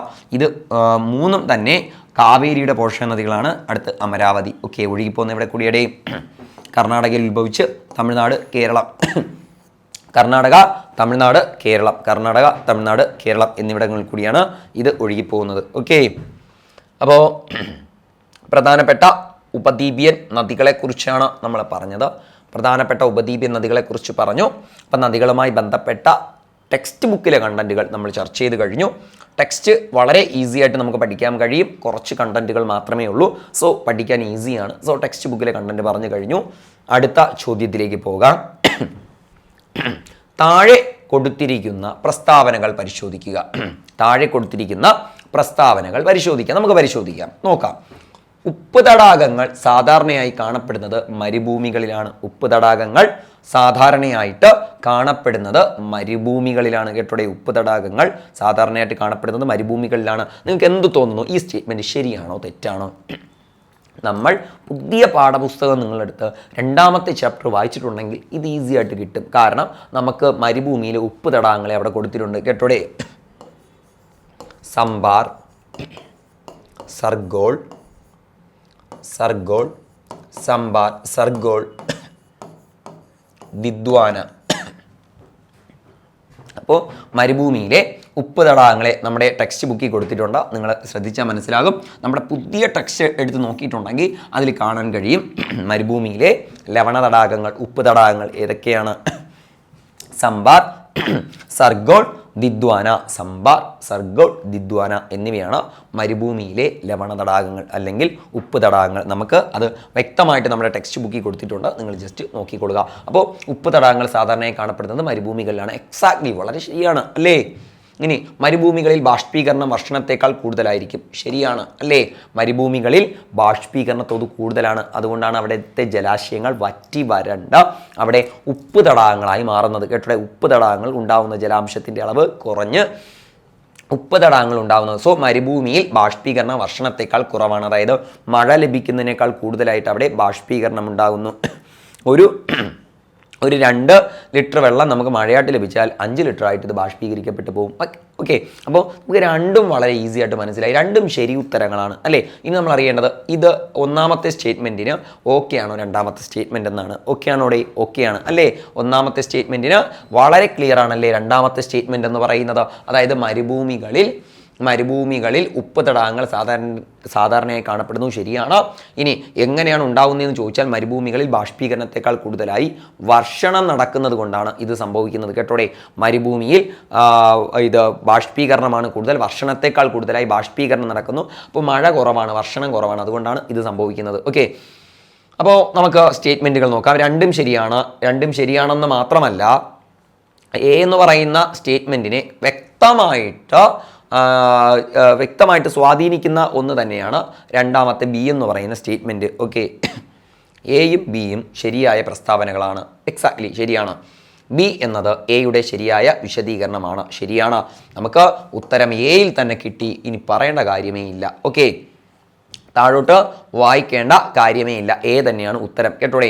എ എന്ന് പറയുന്നത് നമ്മുടെ ഉപ്പ് തടാകങ്ങൾ സാധാരണയായി കാണപ്പെടുന്നത് മരുഭൂമികളിലാണ്. ശരിയാണ്. എന്തുകൊണ്ട് എന്ന് ചോദിച്ചാൽ അവിടെ വർഷണത്തെക്കാൾ കൂടുതലായി ബാഷ്പീകരണം നടക്കുന്നത് കൊണ്ടാണ് കേട്ടോടെ. അപ്പോൾ നമുക്ക് പ്രധാനപ്പെട്ട ഉപ്പ് തടാകങ്ങൾ നമ്മൾ പഠിച്ചു. സാമ്പാർ, സർഗോൾ, ദിദ്വാന കേട്ടോടെ. ഇനി മരുഭൂമിയെക്കുറിച്ച് 1-2 കാര്യങ്ങൾ കൂടി പറഞ്ഞിട്ട് നമുക്ക് മുന്നോട്ട് പോകാം.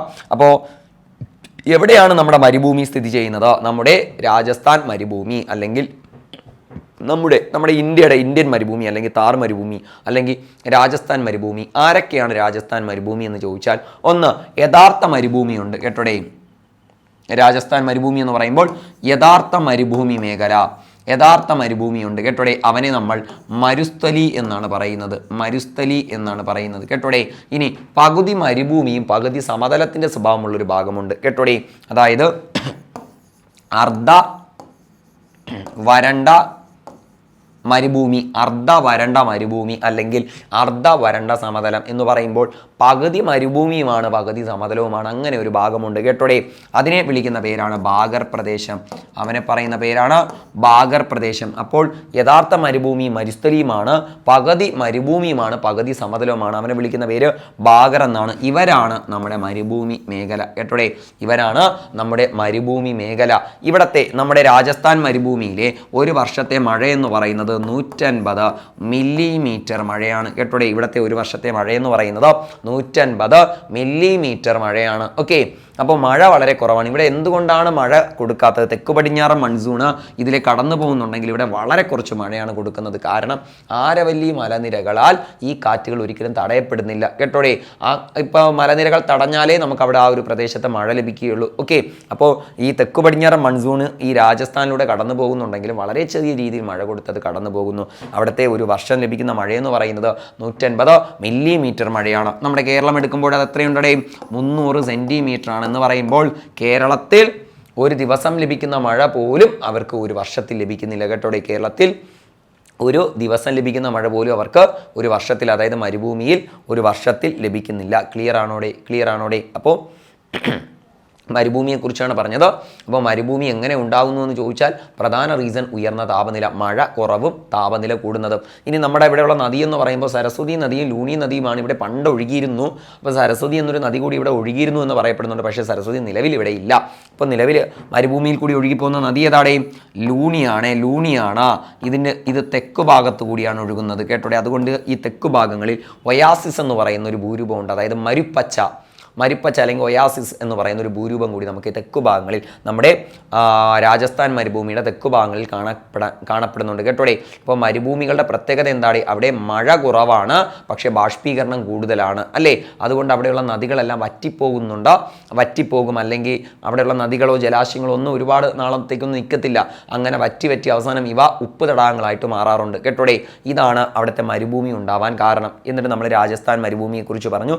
2 ഭാഗങ്ങളാണ് രാജസ്ഥാൻ മരുഭൂമിക്കുള്ളത്. ഒന്ന് യഥാർത്ഥ മരുഭൂമി മേഖല മരുസ്ഥലി എന്നും, 2 അർദ്ധ വരണ്ട മരുഭൂമി അല്ലെങ്കിൽ പകുതി മരുഭൂമിയും പകുതി സമതലത്തിൻ്റെ സ്വഭാവമുള്ള ബാഗർ പ്രദേശവും ചേരുന്നതാണ് നമ്മുടെ മരുഭൂമി എന്ന് പറയുന്നത്. ഇവിടെ മഴ വളരെ കുറവാണ്, 150 മില്ലിമീറ്റർ മാത്രമാണ് നമ്മുടെ മരുഭൂമിയിലെ മഴയെന്ന് പറയുന്നത്. ലൂണിയാണ് ഇവിടുത്തെ പ്രധാന നദി എന്ന് പറയുന്നത്. ഓക്കെ, അപ്പോൾ നമുക്കിതിനെക്കുറിച്ച് ഡീറ്റെയിൽ ആയിട്ട് പറയേണ്ട കാര്യമില്ല. നമ്മളെല്ലാ കാര്യവും പറഞ്ഞു കഴിഞ്ഞു. നമുക്ക് സ്റ്റേറ്റ്മെൻറ്റുകളൊന്നും ഇനി വിശദീകരിക്കേണ്ട കാര്യമില്ല.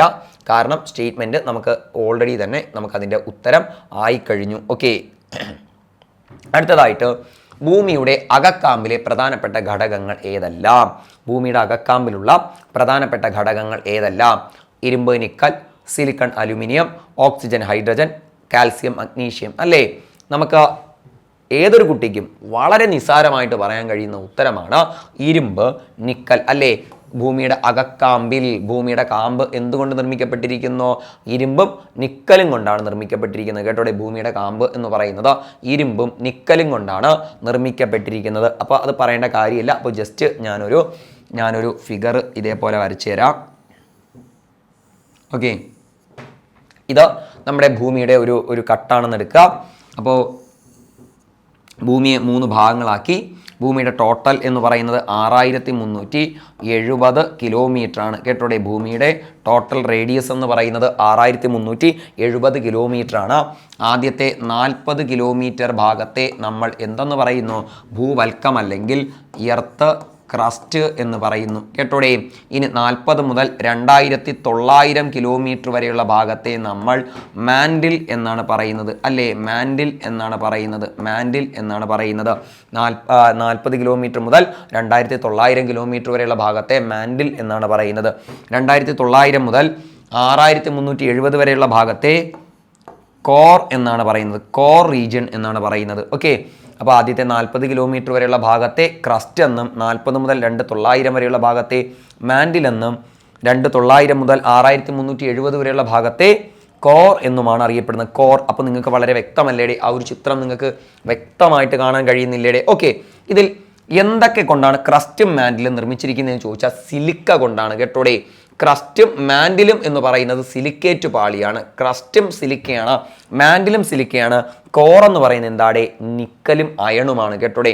കോർ എന്ന് പറയുന്നത് നിക്കലും അയണുമാണ്. അപ്പോൾ കോർ നിക്കലും അയണുമാണ്, മാൻഡിൽ സിലിക്കയാണ്, ക്രസ്റ്റ് സിലിക്കയാണ് കേട്ടോടെ. ക്രസ്റ്റ് സിലിക്കയാണ്. ഓക്കെ, അപ്പോൾ ഇതിനെ ബാഹ്യ സിലിക്കേറ്റ് പാളി എന്നാണ് അത് അറിയപ്പെടുന്നത്. ബാഹ്യ സിലിക്കേറ്റ് പാളി. ബാഹ്യ സിലിക്കേറ്റ് പാളി. ക്രസ്റ്റിനെ നമ്മൾ വിളിക്കുന്നത് എന്തെന്നാണ്? ബാഹ്യ സിലിക്കേറ്റ് പാളി എന്നാണ് അറിയപ്പെടുന്നത്. ക്രസ്റ്റിനെ ബാഹ്യ സിലിക്കേറ്റ് പാളി എന്നാണ് അറിയപ്പെടുന്നത്. കാരണം ക്രസ്റ്റും മാൻഡിലും എന്താടെ? കംപ്ലീറ്റ് സിലിക്കയാണ്. ഇനി കോറിനെ വിളിക്കുന്നത് എന്താടെ? നിഫെ എന്നാണ് കേട്ടോടെ. കാരണം നിക്കലും അയണുമാണ് ഇവിടുത്തെ പ്രധാനപ്പെട്ട കണ്ടന്റ്. ഇനി മുകളിലുള്ള മുഴുവൻ ഭാഗവും ക്രസ്റ്റും മാൻഡിലും ഏതാടെ? സിലിക്കയാണ് കേട്ടോടെ. സിലിക്ക കൊണ്ട് നിർമ്മിക്കപ്പെട്ടതാണ്. ഓക്കെ, ഇനി ഒന്ന് രണ്ട് കാര്യം കൂടി പറയാം. ഇവയെ തമ്മിൽ വേർതിരിക്കുന്ന ഭാഗം കൂടി പറയാം. ക്രസ്റ്റിനെയും മാൻഡിലിനെയും തമ്മിൽ 40 കിലോമീറ്ററിൽ വേർതിരിക്കുന്നത് മോഹോറോവിസ് ഡിസ്കണ്ടിന്യൂവിറ്റി എന്ന് പറയുന്ന ഭാഗമാണ് കേട്ടോടെ. മോഹോറോവിസ് ഡിസ്കണ്ടിന്യൂവിറ്റി എന്ന് പറയുന്ന ഭാഗമാണ്. മോഹോറോവിസ് ഡിസ്കണ്ടിന്യൂവിറ്റി എന്ന് പറയുന്ന ഭാഗമാണ്. സിലിക്ക കൂടി എഴുതി വയ്ക്കുക. Silica, silica. ഓക്കെ, അപ്പോൾ സിലിക്കയും നിക്കലും അയണും ചേർന്ന് നിഫെ. കോർ നിക്കലും അയണും ചേർന്ന് നിഫയും ക്രസ്റ്റും മാൻഡിലും സിലിക്കയാണ്. ഓക്കെ, ഇനി ക്രസ്റ്റിനെ മാൻഡിൽ നിന്ന് വേർതിരിക്കുന്ന ഭാഗം എഴുതി മോഹോറോവിസും. ഇനി മാൻഡിലിനെ കോറിൽ നിന്ന് വേർതിരിക്കുന്ന അതിർവരമ്പിന് നമുക്ക് എഴുതാം ഗുട്ടൻബർഗുമാണ് കേട്ടോടെ. ഗുട്ടൻബർഗുമാണ്. ഗുട്ടൻബർഗ്.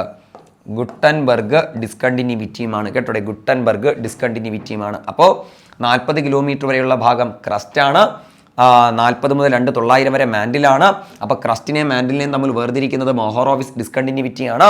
ഇനി മാൻഡിലിന് താഴെയായിട്ട് ഭൂമിയുടെ കേന്ദ്രഭാഗമായ കോർ ഇരിപ്പുണ്ട്. അവനെ വേർതിരിക്കുന്നത്, മാൻഡിൽ നിന്ന് വേർതിരിക്കുന്നത് ഗുട്ടൻബർഗ് ഡിസ്കണ്ടിന്യൂവിറ്റിയാണ് കേട്ടോടെ. ഇനി ഭൂമിയിൽ ഏറ്റവും സാന്ദ്രത കൂടിയ ഭാഗം എന്ന് ചോദിച്ചാൽ കോറാണ് കേട്ടോടെ.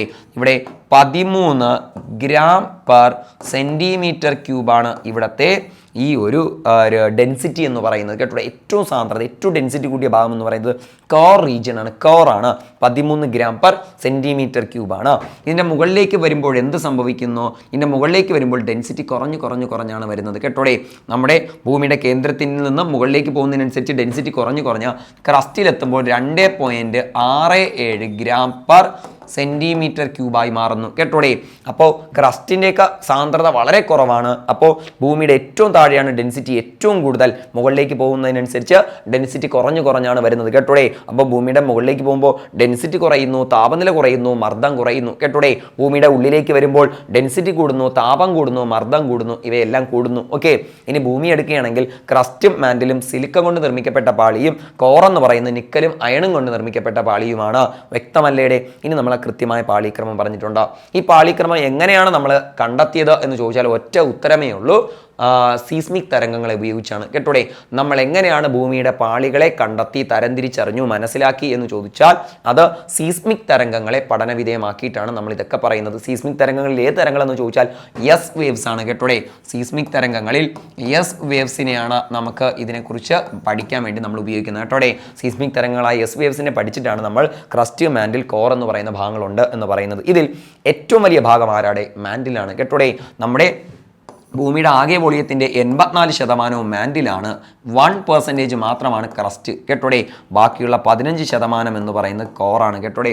ഭൂമിയുടെ ആകെ വോളിയം എടുത്താൽ 1% മാത്രമേ ക്രസ്റ്റ് ആവുന്നുള്ളൂ കേട്ടോടെ. 1% മാത്രം, 1% മാത്രമാണ് ക്രസ്റ്റ്. താഴേക്ക് വരുമ്പോൾ 84% ഏറ്റവും വലിയ പാളി ഏതാണ്?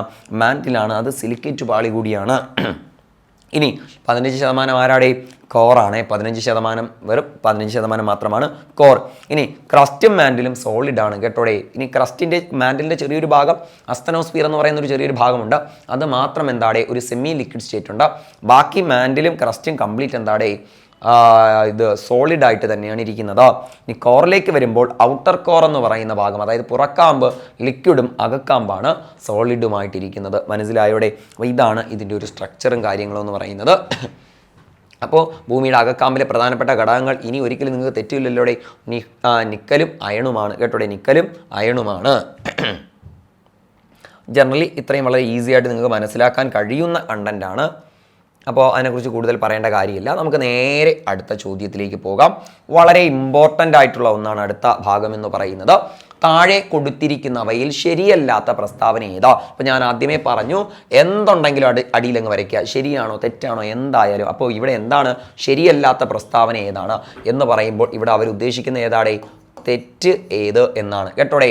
അപ്പോൾ നമുക്കത് തെറ്റാതിരിക്കണമെങ്കിൽ നമ്മൾ ഇതേപോലെ മാർക്ക് ചെയ്ത് വെച്ചിട്ട് വേണം ബാക്കി ഓപ്ഷനിലേക്ക് പോകാൻ. ഓക്കെ, അപ്പം നമുക്ക് ഓരോ ഓപ്ഷൻ വീതം നോക്കാം. ഒന്ന്, ലാബ്രഡോർ അറ്റ്ലാന്റിക് സമുദ്രത്തിലെ ഒരു ശീതജല പ്രവാഹമാണ്. ശരിയാണോ തെറ്റാണോ? ശരിയാണ് അല്ലേ? ലാബ്രഡോർ എന്ന് പറയുന്ന ഒരു ജലപ്രവാഹമുണ്ട്, അത് അറ്റ്ലാന്റിക് സമുദ്രത്തിലൂടെ ഒഴുകുന്നത് തന്നെയാണ്. അത് ഒരു ശീതജലപ്രവാഹമാണ് അല്ലേ? അതൊരു ശീതജലപ്രവാഹമാണ്. ഈ ലാബ്രഡോർ എന്ന ശീതജലപ്രവാഹം ഗൾഫ് സ്ട്രീം എന്ന് പറയുന്ന അറ്റ്ലാന്റിക് സമുദ്രത്തിലെ തന്നെ ഉഷ്ണജല പ്രവാഹവുമായി കൂടിച്ചേരുന്ന ഭാഗമാണ് ഗ്രാൻഡ് ബാങ്ക്സ് എന്നറിയപ്പെടുന്നത്. നമ്മുടെ ലോകത്തിൽ ഏറ്റവും കൂടുതൽ മത്സ്യസമ്പത്തുള്ള ഒരു പ്രദേശമാണ് ഇത് ഗ്രാൻഡ് ബാങ്ക്സ്. PSC അത് അങ്ങനെ ചോദിച്ചിട്ടുണ്ട്. ലോകത്തിൽ ഏറ്റവും കൂടുതൽ മത്സ്യസമ്പത്തുള്ളത് എവിടെയെന്ന് ചോദിച്ചിട്ടുണ്ട്. ഗ്രാൻഡ് ബാങ്ക്സ് ഉത്തരമായി വന്നിട്ടുണ്ട്. മാത്രമല്ല ഈ ഗ്രാൻഡ് ബാങ്ക്സ് ഏത് നദിയിലെന്നും PSC ചോദിച്ചിട്ടുണ്ട്. ഏത് സമുദ്രത്തിലെന്നും PSC ചോദിച്ചിട്ടുണ്ട്. അതും നമുക്ക് അറ്റ്ലാന്റിക് സമുദ്രം എന്നറിയാം. ഓക്കെ, അപ്പോൾ അറ്റ്ലാന്റിക് സമുദ്രത്തിലെ രണ്ട് ജലപ്രവാഹങ്ങൾ, ലാബ്രഡോർ എന്ന ശീതജല പ്രവാഹവും ഗൾഫ് സ്ട്രീം എന്ന ഉഷ്ണജല പ്രവാഹവും കൂട്ടിമുട്ടുന്ന ഭാഗത്താണ് ആരുള്ളത്?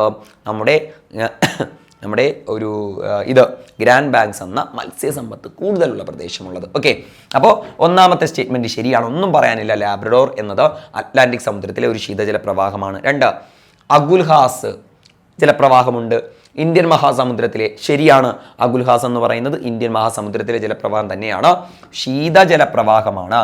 തെറ്റ്, അതൊരു ഉഷ്ണജലപ്രവാഹമാണ് കേട്ടോടെ. അഗുൽഹാസ് എന്നത് ഇന്ത്യൻ മഹാസമുദ്രത്തിലെ ഒരു ശീതജലപ്രവാഹമാണ്. അഗുൽഹാസ് എന്നത് ഇന്ത്യൻ മഹാസമുദ്രത്തിലെ ഒരു ശീതജലപ്രവാഹമാണ് എന്നത് വളരെ തെറ്റാണ്. അതൊരു ഉഷ്ണജലപ്രവാഹമാണ് കേട്ടോടെ. അതൊരു ഉഷ്ണജലപ്രവാഹമാണ്.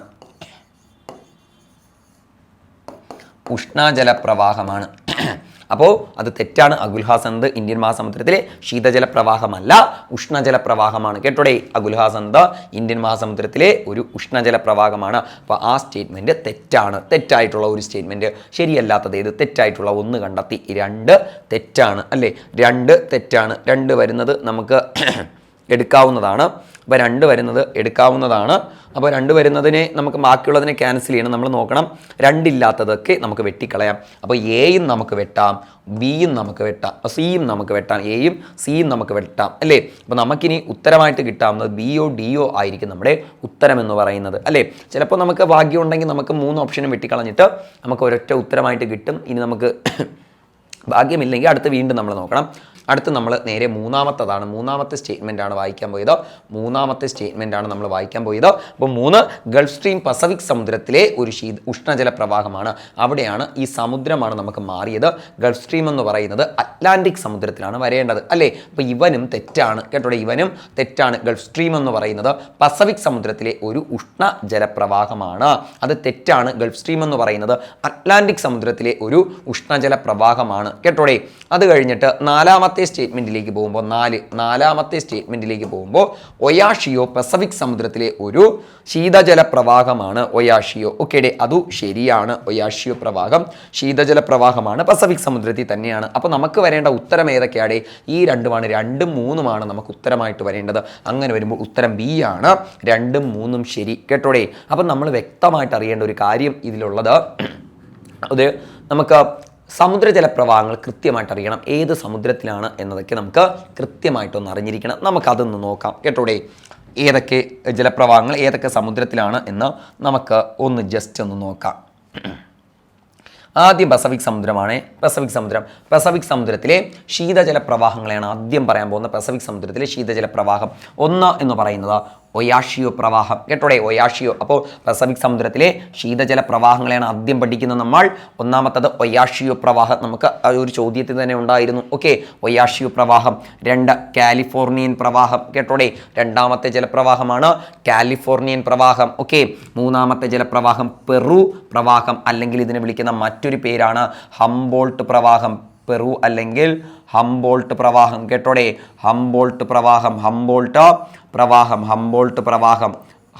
പ്രവാഹം. ഓക്കെ, അപ്പോൾ നമുക്ക് പെറു പ്രവാഹം അല്ലെങ്കിൽ ഹംബോൾട്ട് പ്രവാഹം. ഓക്കെ, അടുത്തത് പശ്ചിമവാദ പ്രവാഹമാണ്. കേട്ടോടെ, അല്ലെങ്കിൽ വെസ്റ്റ് വിൻഡ് ഡ്രിഫ്റ്റ് എന്നൊക്കെ അറിയാം, അല്ലെങ്കിൽ അന്റാർട്ടിക് സർക്കം പോളാർ കറണ്ട് എന്നൊക്കെയാണ് ഇതിനെ അറിയപ്പെടുന്നത്. ഓക്കെ, പശ്ചിമവാദ പ്രവാഹത്തെ പല പേരിൽ അറിയപ്പെടുന്നുണ്ട്. ഒന്ന് വെസ്റ്റ് വിൻഡ് ഡ്രിഫ്റ്റ് എന്നറിയപ്പെടുന്നുണ്ട്, അല്ലെങ്കിൽ അന്റാർട്ടിക് സർക്കം പോളാർ കറണ്ട് എന്നറിയപ്പെടുന്നുണ്ട്, അല്ലെങ്കിൽ പശ്ചിമവാദ പ്രവാഹം എന്ന് പറയാം. ഓക്കെ, അപ്പോൾ പസഫിക് സമുദ്രത്തിലെ ശീതജല പ്രവാഹങ്ങൾ 4ആണ്. ഇതിൽ ഒരാളെ ഏറ്റവും അവസാനം കിടക്കുന്ന പശ്ചിമവാദ പ്രവാഹം എല്ലായിടത്തും കോമൺ ആണ്. കേട്ടോടെ, അതുകൊണ്ട് നിങ്ങൾക്ക് അതിന് വലിയ സ്ട്രെയിൻ ഒന്നും കൊടുക്കേണ്ട കാര്യമില്ല. എല്ലാ സമുദ്രത്തിലുമുള്ള ഒരു നമ്മുടെ ഇന്ത്യൻ സമുദ്രം എടുത്താലും അറ്റ്ലാന്റിക് സമുദ്രം എടുത്താലും ഇനി അല്ലെങ്കിൽ നമ്മുടെ പസഫിക് സമുദ്രം എടുത്താലും എല്ലാ സമുദ്രത്തിലും കോമൺ ആയിട്ട് കാണപ്പെടുന്ന ശീതജല പ്രവാഹമാണ് പശ്ചിമവാദ പ്രവാഹം. ഓക്കെ, അപ്പോൾ ശീതജല പ്രവാഹങ്ങൾ ഏതൊക്കെയാണ്? ഒയാഷിയോ പ്രവാഹം, കാലിഫോർണിയൻ പ്രവാഹം, പെറു ഹംബോൾട്ട് പ്രവാഹം, പശ്ചിമവാദ പ്രവാഹം. പഠിച്ചില്ലേടെ? ഒയാഷിയോ, കാലിഫോർണിയൻ, പെറു അല്ലെങ്കിൽ ഹംബോൾട്ട് പ്രവാഹം, പശ്ചിമവാദ പ്രവാഹം. ഓക്കെ, അത് കഴിഞ്ഞ് ഉഷ്ണജല പ്രവാഹങ്ങളിലേക്ക് വരുമ്പോൾ നമുക്ക് ഇവിടെ കൊടുത്തിട്ടുണ്ട്. ഒന്ന് കുറോഷിയോ പ്രവാഹം, പഠിച്ചിരിക്കുക, മറക്കരുത്. പസഫിക് സമുദ്രത്തിലെ ഉഷ്ണജല പ്രവാഹമാണ് കുറോഷിയോ പ്രവാഹം. 2 ഉത്തര പസഫിക് പ്രവാഹം. ഇതേപോലെ തന്നെ ദക്ഷിണ പസഫിക് പ്രവാഹം ഉണ്ട്. കേട്ടോടെ, അപ്പോൾ അത് ആ പേരിൽ നിന്ന് തന്നെ കിട്ടും. ഉത്തര പസഫിക് പ്രവാഹവും ദക്ഷിണ പസഫിക് പ്രവാഹവും രണ്ടും ഉഷ്ണജല പ്രവാഹമാണെന്ന് മനസ്സിലാക്കിക്കോളൂ. കേട്ടോടെ, ഒന്ന് ഉത്തര പസഫിക് പ്രവാഹം, 2 ദിശ മാറ്റിയാൽ മതി, ഉത്തര ദിശ മാറ്റി ദക്ഷിണ പസഫിക് പ്രവാഹം. ഓക്കെ, അടുത്തത് ബ്രിട്ടീഷ് കൊളംബിയൻ പ്രവാഹം. അടുത്തത് ഏതാണ്? ബ്രിട്ടീഷ് കൊളംബിയൻ പ്രവാഹം. ഓക്കെ, അടുത്തത് ഏതാണ്? പൂർവ്വ ഓസ്ട്രേലിയൻ പ്രവാഹം. അപ്പോൾ പസഫിക് സമുദ്രത്തിലെ ഉഷ്ണജല പ്രവാഹങ്ങളെ ആണ് നമ്മൾ പറഞ്ഞത്. ഒരു 5 പേരെ നമ്മൾ പറഞ്ഞു. ഒന്ന് കുറോഷിയോ പ്രവാഹം പറഞ്ഞു കഴിഞ്ഞു, ഉത്തര പസഫിക് പ്രവാഹം പറഞ്ഞു കഴിഞ്ഞു, ദക്ഷിണ പസഫിക് പ്രവാഹം നമ്മൾ കൊടുത്തിട്ടില്ല, എന്നാലും ഞാൻ പറഞ്ഞു തരികയാണ്. കാരണം രണ്ടും ഒരേപോലെ തന്നെയാണ്. ഉത്തര ദക്ഷിണ ഈ 2 പേരും മാത്രമേ മാറുന്നുള്ളൂ. പസഫിക് പ്രവാഹം. ഓക്കെ, ഇനി ഇത് ഏത് സമുദ്രമെന്ന് നിങ്ങൾക്ക് അതിൽ തന്നെ ഉള്ളതുകൊണ്ട് തെറ്റത്തില്ല. പക്ഷേ ഉഷ്ണമാണോ ശീതമാണോ എന്ന് മാത്രം ഓർത്തിരുന്നാൽ മതി. അപ്പോൾ ഉത്തര പസഫിക് പ്രവാഹവും ദക്ഷിണ പസഫിക് പ്രവാഹവും ഉഷ്ണജല പ്രവാഹമാണ്. അടുത്ത ബ്രിട്ടീഷ് കൊളംബിയൻ പ്രവാഹം മസ്റ്റായിട്ട് പഠിച്ചോളുക. പസഫിക് സമുദ്രത്തിലെ ഒരു ഉഷ്ണജല പ്രവാഹമാണ്. പൂർവ്വ ഓസ്ട്രേലിയൻ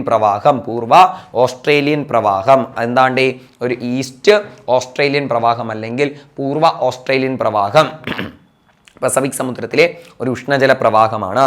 അടുത്തത് ഉത്തര മധ്യരേഖാ പ്രവാഹം, ദക്ഷിണ മധ്യരേഖാ പ്രവാഹം, മധ്യരേഖ പ്രതിപ്രവാഹം. ഏതൊക്കെയാണ്ട്? ഉത്തര മധ്യരേഖാ പ്രവാഹം, ദക്ഷിണ മധ്യരേഖാ പ്രവാഹം, മധ്യരേഖ പ്രതിപ്രവാഹം. ഇത്രയും പസഫിക് സമുദ്രത്തിലെ ഉഷ്ണജല പ്രവാഹങ്ങളാണ്. അപ്പോൾ ഇതൊക്കെ മസ്റ്റായിട്ട് പഠിച്ചിരിക്കണം കേട്ടോ. ജലപ്രവാഹങ്ങൾ ഒരു മാർഗ് ഉറപ്പാണ്. ഞാൻ നിങ്ങൾക്ക് 2 തരം തിരിച്ച് തന്നിട്ടുണ്ട്. ശീതജല പ്രവാഹവും ഉഷ്ണജല പ്രവാഹവും നിങ്ങൾക്ക് തരം തിരിച്ച് ഞാൻ തന്നിട്ടുണ്ട്. നന്നായിട്ട് പഠിച്ചോളുക കേട്ടോടെ, നന്നായിട്ട് പഠിച്ചോളുക. അടുത്ത അറ്റ്ലാന്റിക് സമുദ്രത്തിലേക്ക് നമുക്ക് പോകാം. അപ്പോൾ അറ്റ്ലാന്റിക് സമുദ്രം നിങ്ങൾ കാണുന്നുണ്ട്. ഈ അറ്റ്ലാന്റിക് സമുദ്രത്തിലെ ആദ്യം തന്നെ ശീതജല പ്രവാഹങ്ങളാണ് നമ്മൾ പഠിക്കുന്നത് കേട്ടോ. അറ്റ്ലാന്റിക് സമുദ്രത്തിലെ ശീതജല പ്രവാഹം. 1 ലാബ്രഡോർ പ്രവാഹം. കേട്ടോടെ, 1 ലാബ്രഡോർ പ്രവാഹം, മറക്കരുത് ലാബ്രഡോർ പ്രവാഹം. 2 കാനറീസ് പ്രവാഹം, മറക്കരുത് കേട്ടോടെ കാനറീസ് പ്രവാഹം. 3 ബെൻഗ്വേല പ്രവാഹം. ഏതാടേ? ബെൻഗ്വേല പ്രവാഹം. ഓക്കെ, 4 പശ്ചിമവാദ പ്രവാഹം. ഞാൻ പറഞ്ഞു എല്ലാ സമുദ്രത്തിലും നമുക്ക് പശ്ചിമവാദ പ്രവാഹം ശീതജല പ്രവാഹത്തിലൂടെ കാണാൻ കഴിയും. ഓക്കെ, അപ്പോൾ അറ്റ്ലാന്റിക് സമുദ്രത്തിലെ ശീതജല പ്രവാഹം ഏതൊക്കെയാണ്? ലാബ്രഡോർ പ്രവാഹം, കാനറീസ് പ്രവാഹം, ബെൻഗ്വേല പ്രവാഹം, പശ്ചിമവാദ പ്രവാഹം. ഓക്കെ, ദെൻ അറ്റ്ലാന്റിക് സമുദ്രത്തിലെ ഉഷ്ണജല പ്രവാഹങ്ങൾ. Okay, 1 gulf stream. കേട്ടോടെ, ഗൾഫ് എന്ന് പറയുന്നത് നല്ല ചൂടുള്ള സ്ഥലമല്ലേ? സോ ഗൾഫ് സ്ട്രീം ഉഷ്ണജല പ്രവാഹമാണെന്ന് അങ്ങനെ ഓർക്കാം. പക്ഷേ ഇത് സമുദ്രം എന്നത് ചിലപ്പോൾ നിങ്ങൾക്ക് അതിൽ നിന്ന് തന്നെ കിട്ടണമെന്നില്ല. പഠിച്ചാൽ തന്നെ കിട്ടും. അറ്റ്ലാന്റിക് സമുദ്രം. കേട്ടോടെ, ഗൾഫ് സ്ട്രീം. ഇതിനെ നമ്മുടെ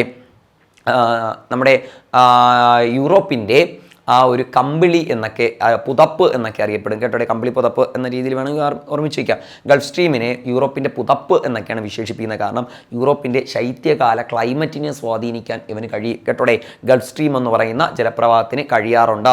നമ്മുടെ യൂറോപ്പിൻ്റെ ആ ഒരു കാലാവസ്ഥയെ സ്വാധീനിക്കുന്ന ഒരു പ്രധാന ഘടകമാണ് ഗൾഫ് സ്ട്രീം. ഓക്കെ, അടുത്തത് ഉത്തര അറ്റ്ലാന്റിക് പ്രവാഹം, അതേപോലെ ദക്ഷിണ അറ്റ്ലാന്റിക് പ്രവാഹവുമുണ്ട്. കേട്ടോടെ, നേരത്തെ നമ്മൾ ഉത്തര പസഫിക് പറഞ്ഞ പോലെ ഇവിടെ എത്തുമ്പോൾ അറ്റ്ലാന്റിക്കായി. ഉത്തര അറ്റ്ലാന്റിക് പ്രവാഹം, ദക്ഷിണ അറ്റ്ലാന്റിക് പ്രവാഹം. ഓക്കെ, അടുത്തത് ഫ്ലോറിഡ പ്രവാഹം പഠിക്കുക കേട്ടോ, ഫ്ലോറിഡ പ്രവാഹം. ഓക്കെ, അടുത്തത് ബ്രസീൽ പ്രവാഹം പഠിക്കുക കേട്ടോ, ബ്രസീൽ പ്രവാഹം. ഓക്കെ, അപ്പോൾ ഉഷ്ണജല പ്രവാഹങ്ങൾ നമ്മളിപ്പോൾ ഒരു 5 പറഞ്ഞു.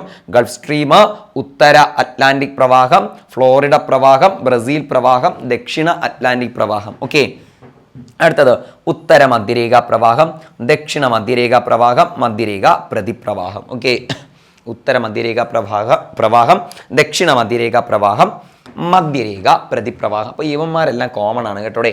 എല്ലാ സമുദ്രത്തിലും ഉത്തര മധ്യരേഖ പ്രവാഹം, ദക്ഷിണ മധ്യരേഖ പ്രവാഹം, മധ്യരേഖ പ്രതിപ്രവാഹം ഇവന്മാരെല്ലാം എല്ലാ സമുദ്രത്തിലും കോമൺ ആണ്. നിങ്ങൾക്ക് ഈ ഡൗട്ട് PSC ചോദിക്കുന്നുണ്ടെങ്കിൽ ഈ ഗൾഫ് സ്ട്രീം വരാം, ഫ്ലോറിഡ വരാം, ബ്രസീൽ പ്രവാഹം വരാം, ബെൻഗുവേര വരാം, കാനറീസ് വരാം, ലാബ്രഡോർ വരാം, ഇവന്മാരൊക്കെ ചോദിക്കുകയുള്ളൂ കേട്ടോടെ.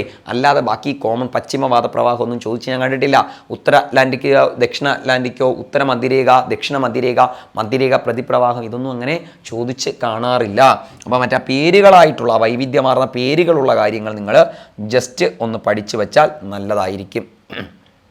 അടുത്തത് ഇന്ത്യൻ മഹാസമുദ്രം കൂടി പഠിച്ചാൽ നമുക്ക് തീർന്നു. അപ്പോൾ നിങ്ങൾക്ക് ഇനി 1 മാർക്ക് മസ്റ്റാണ് കേട്ടോടെ. നിങ്ങൾക്ക് ജലപ്രവാഹം സ്ഥിരം ചോദിക്കുന്ന ഒരു മേഖലയാണ്. അപ്പോൾ ജലപ്രവാഹത്തിൽ നിന്നുള്ള 1 മാർക്ക് നിങ്ങൾക്ക് ഇനി മസ്റ്റാണ്, നിങ്ങൾക്ക് ഇനി കിട്ടാതിരിക്കത്തില്ല. ഓക്കെ, അപ്പോൾ ഇന്ത്യൻ മഹാസമുദ്രത്തിലേത് കൂടി നമുക്ക് നോക്കാം. ഒന്ന് പശ്ചിമ ഓസ്ട്രേലിയൻ പ്രവാഹം കേട്ടോടെ. 1 പശ്ചിമ ഓസ്ട്രേലിയൻ പ്രവാഹവും 2 പശ്ചിമവാദ പ്രവാഹവും. ഓക്കെ, അപ്പോൾ ഇന്ത്യൻ മഹാസമുദ്രത്തിലെ ശീതജല പ്രവാഹങ്ങൾ ഏതൊക്കെയാണ്? പശ്ചിമ ഓസ്ട്രേലിയൻ പ്രവാഹവും പശ്ചിമവാദ പ്രവാഹവുമാണ് കേട്ടോടെ. പശ്ചിമ ഓസ്ട്രേലിയൻ പ്രവാഹവും പശ്ചിമവാദ പ്രവാഹവുമാണ്. ഓക്കെ, ഉഷ്ണജല പ്രവാഹങ്ങൾ ഏതൊക്കെയാണ്? അഗുൽഹാസ്, ഇപ്പോഴത്തെ ചോദ്യത്തിൽ നിങ്ങൾ കണ്ടതാണ് അല്ലേ, അഗുൽഹാസ് പ്രവാഹം. 2 തെക്കു പടിഞ്ഞാറൻ മൺസൂൺ പ്രവാഹം. 3 ദക്ഷിണ മധ്യരേഖ പ്രവാഹം കേട്ടോടെ. ദക്ഷിണ മധ്യരേഖ പ്രവാഹം കാരണം ഉത്തരാർദ്ധ ഗോളത്തിന്റെ ഭാഗം ഇന്ത്യൻ മഹാസമുദ്രത്തിൽ വൻകരകളാണ് കിടക്കുന്നത് അല്ലേ. അപ്പോൾ ഇന്ത്യൻ മഹാസമുദ്രം വ്യാപിച്ചു കിടക്കുന്നത് ദക്ഷിണാർദ്ധ ഗോളത്തിലാണ്. സോ ഉത്തര ഇന്ത്യൻ പ്രവാഹം എന്ന് പറയുന്നത് ഒന്നും ഉണ്ടാവത്തില്ല. ദക്ഷിണ ഇന്ത്യൻ പ്രവാഹമുണ്ട്, ദക്ഷിണ മധ്യരേഖ പ്രവാഹമുണ്ട് കേട്ടോടെ. ദക്ഷിണ ഇന്ത്യൻ പ്രവാഹമുണ്ട്, ദക്ഷിണ മധ്യരേഖ പ്രവാഹമുണ്ട്. ഓക്കെ, അപ്പോൾ ഇന്ത്യൻ മഹാസമുദ്രത്തിലെ ഉഷ്ണജല പ്രവാഹങ്ങൾ ഏതൊക്കെയാണ്? 1 അഗുൽഹാസ്, ഇപ്പോൾ റീസെന്റ് ചോദിച്ച ചോദ്യമാണ്. 2 തെക്കു പടിഞ്ഞാറൻ മൺസൂൺ പ്രവാഹം. 3 ദക്ഷിണ മധ്യരേഖ പ്രവാഹം കേട്ടോടെ. ദക്ഷിണ മധ്യരേഖ പ്രവാഹം. ഇനി ഒന്നുകൂടി ഉണ്ട്, മൊസംബിക് പ്രവാഹം എന്ന് പറയുന്നുണ്ട് കേട്ടോടെ. മൊസംബിക് പ്രവാഹം നിങ്ങൾ അഗുൽഹാസിന്റെ ഒരു ഭാഗമാണ് മൊസംബിക് പ്രവാഹം. ഓക്കെ, അപ്പോൾ ഇത്രയും ജലപ്രവാഹങ്ങൾ മസ്റ്റായിട്ട് അറിഞ്ഞിരിക്കണം കേട്ടോടെ. മസ്റ്റായിട്ട് ഓർത്തിരിക്കാൻ ഞാൻ 2 ഉഷ്ണജലവും ശീതജലവും സെപ്പറേറ്റ് ചെയ്ത് തന്നെ തന്നിട്ടുണ്ട്. ഒറ്റയടിക്ക് അങ്ങ് പഠിച്ചോളുക. ഓക്കെ, നമുക്കിനി അടുത്ത ചോദ്യത്തിലേക്ക് പോകാം. ഉത്തരം നമുക്ക് കിട്ടിക്കഴിഞ്ഞാൽ പിന്നീട് നമ്മൾ ആ ഒരു ഇത് വെച്ചുകൊണ്ടിരിക്കേണ്ട കാര്യമില്ല. അടുത്തതും നമുക്ക് ഈസി ആയിട്ട് ഞാൻ പഠിപ്പിച്ചെന്ന് തന്നെ കിട്ടുന്നതാണ്. ഗൾഫ് സ്ട്രീം എന്ന വേഗതയേറിയ സമുദ്രജല പ്രവാഹം ഏത് സമുദ്രത്തിൻ്റെ ഭാഗമാണ്? ഇനി നിങ്ങൾ പറയില്ലേടേ അതിൻ്റെ ഏതിൻ്റെ ഭാഗമാണെന്ന് അല്ലേ? ഇപ്പോഴല്ലേ അതിൻ്റെ കറക്റ്റ് നോട്ട് നിങ്ങൾക്ക് കിട്ടിയതാ? അറ്റ്ലാന്റിക് സമുദ്രം അല്ലേ? ഗൾഫ് സ്ട്രീം എന്ന് പറയുന്നത് അറ്റ്ലാന്റിക് സമുദ്രമാണ് അല്ലേ? ഗൾഫ് സ്ട്രീം എന്ന വേഗതയേറിയ ഉഷ്ണജല പ്രവാഹം ഏത് സമുദ്രത്തിൻ്റെയാണ്? അറ്റ്ലാന്റിക് സമുദ്രത്തിൻ്റെയാണ് അല്ലേ? അപ്പോൾ ഇനി നമുക്കത് തെറ്റേണ്ട കാര്യമില്ല, നിങ്ങൾക്ക് വളരെ ഈസി ആയിട്ട് കിട്ടാവുന്ന കാര്യമാണ്. ഓക്കെ, അടുത്ത ചോദ്യത്തിലേക്ക് പോകാം. ഉഷ്ണമേഖലാ ചക്രവാതങ്ങൾ, ആ ചോദ്യം വായിക്കുകയാണ്. ഉഷ്ണമേഖലാ ചക്രവാതങ്ങൾ വിവിധ രാജ്യങ്ങളിലെ സമുദ്രമേഖലകളിലെ പേരുകൾ നൽകിയിരിക്കുന്നു. ശരിയായ ജോഡികൾ കണ്ടെത്തുക. ഇത് കഴിഞ്ഞ LDC മെയിൻസിന് ചോദിച്ച ചോദ്യമാണ് കേട്ടോടെ. കഴിഞ്ഞ LDC മെയിൻസിന്, അതായത് തിരുവനന്തപുരം LDC മെയിൻസ് മുതൽ ഇങ്ങോട്ടുള്ള പല എക്സാമിനും കടന്നു വരുന്ന ഒരു ഭാഗമാണേത്. ഇത് നമ്മുടെ +1 10ാമത്തെ ചാപ്റ്ററിൽ കൊടുത്തിരിക്കുന്ന ഒരു ഭാഗമാണ് കേട്ടോടെ. +1 10ാമത്തെ ചാപ്റ്ററിൽ നിന്നാണോ നമുക്കിതിൻ്റെ ഉത്തരം കിട്ടുന്നത് കേട്ടോടെ. നമുക്ക് നേരെ 1ാമത്തെ ഇത് നോക്കാം. ശരിയായിട്ടുള്ള ജോഡികൾ കണ്ടെത്തുക എന്നാണ് പറയുന്നത്. 1 ഇന്ത്യൻ മഹാസമുദ്രത്തിൽ ഉഷ്ണമേഖലാ ചക്രവാതങ്ങൾ അറിയപ്പെടുന്നത് സൈക്ലോൺ എന്ന പേരിലാണ്. ശരിയാണ്, ഇന്ത്യൻ മഹാസമുദ്രത്തിൽ ഉഷ്ണമേഖലാ ചക്രവാതങ്ങൾ അറിയപ്പെടുന്നത് സൈക്ലോൺ എന്ന പേരിൽ തന്നെയാണ്. ഓക്കെ, 2 അറ്റ്ലാന്റിക് സമുദ്രത്തിലും കരീബിയൻ സമുദ്രത്തിലും നമുക്കിതറിയപ്പെടുന്ന ഹരിക്കെയിൻ എന്നാണ്. ശരിയാണ്. അറ്റ്ലാന്റിക് സമുദ്രത്തിലെയും കരീബിയൻ സമുദ്രത്തിലെയും ഉഷ്ണമേഖല ചക്രവാതങ്ങൾ അറിയപ്പെടുന്നത് ഹരിക്കെയിൻ എന്ന പേരിലാണ് കേട്ടോടെ. അപ്പോൾ അത് വളരെ ശരിയാണ്, അത് നമുക്കിനി തെറ്റില്ല, അതും നമുക്ക് ശരിയാണ്. ഓക്കെ, ഇനി ദക്ഷിണ ചൈന കടൽ, പസഫിക് സമുദ്രം, ദക്ഷിണ ചൈന കടൽ, പസഫിക് സമുദ്രം എന്നിവിടങ്ങളിൽ അറിയപ്പെടുന്നത് ടൈഫൂൺ എന്നാണ്. ശരിയാണ്, അത് ടൈഫൂൺ എന്നാണ്. ചൈന കടലിലും പസഫിക് സമുദ്രത്തിലും ടൈഫൂൺ എന്നാണ് അറിയപ്പെടുന്നത്. അപ്പം 3 ശരിയാണ് കേട്ടോടെ, 3 ശരിയാണ്. എന്നാൽ പിന്നെ 4 കൂടി നോക്കിയിട്ട് പോവാം നമുക്ക്. പശ്ചിമ ഓസ്ട്രേലിയൻ സമുദ്രത്തിൽ അറിയപ്പെടുന്നത് വില്ലി വില്ലീസ് എന്നാണ് കേട്ടോടെ, വില്ലി വില്ലീസ് എന്നാണ്. വില്ലി വില്ലീസ്, വില്ലി വില്ലീസ് എന്നാണ് കേട്ടോടെ.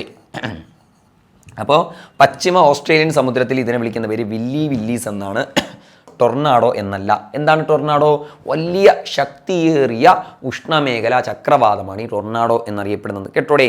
അതായത് ഒരു തുമ്പിക്കൈ പോലെ ആ ഒരു കാറ്റ് താഴേക്കിറങ്ങി ഉപരിതലത്തെ തൊടുന്നതാണ് ടൊർണാഡോ കേട്ടോടെ.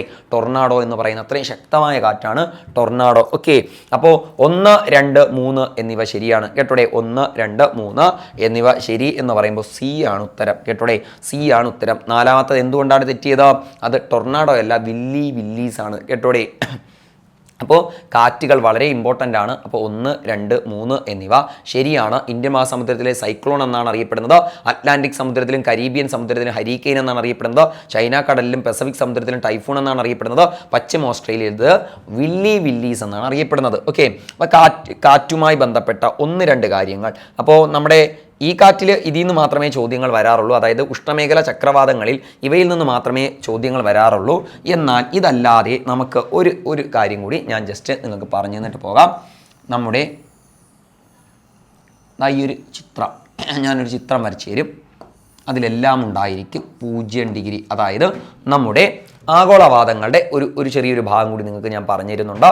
അപ്പോൾ ഇത് 0 ഡിഗ്രി, മുകളിലേക്കും താഴേക്കും 60 ഡിഗ്രി വീതം ഞാൻ 60 ഡിഗ്രി അല്ല, അവിടെ 30 ഡിഗ്രിയാണ് വരേണ്ടത്. 30 ഡിഗ്രി വീതം ഞാൻ ഒരു മാർക്ക് ചെയ്യുകയാണ്.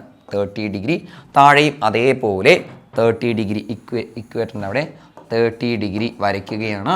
ഓക്കെ, അതിൻ്റെ മുകളിൽ ഞാനൊരു 60 ഡിഗ്രി വരയ്ക്കുകയാണ്.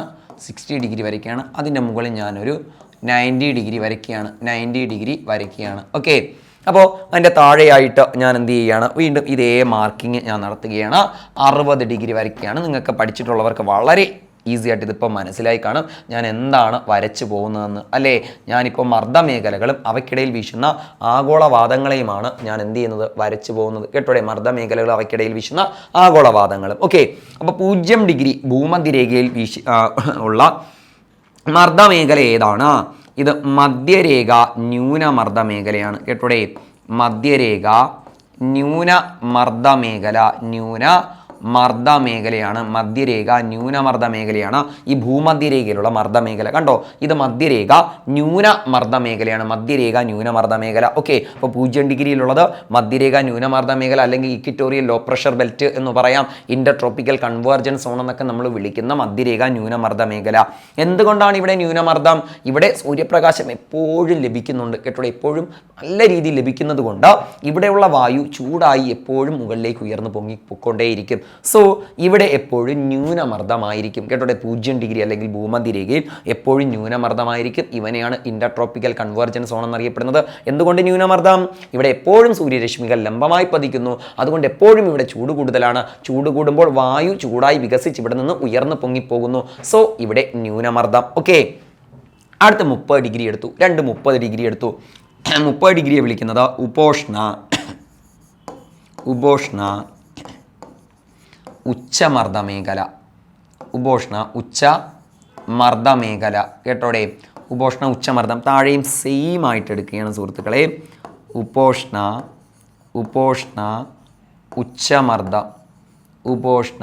ഉച്ചമർദ്ദം. ഉച്ചമർദ്ദമായിരുന്നു. മർദ്ദം ജസ്റ്റ് ഒന്ന് മാറി.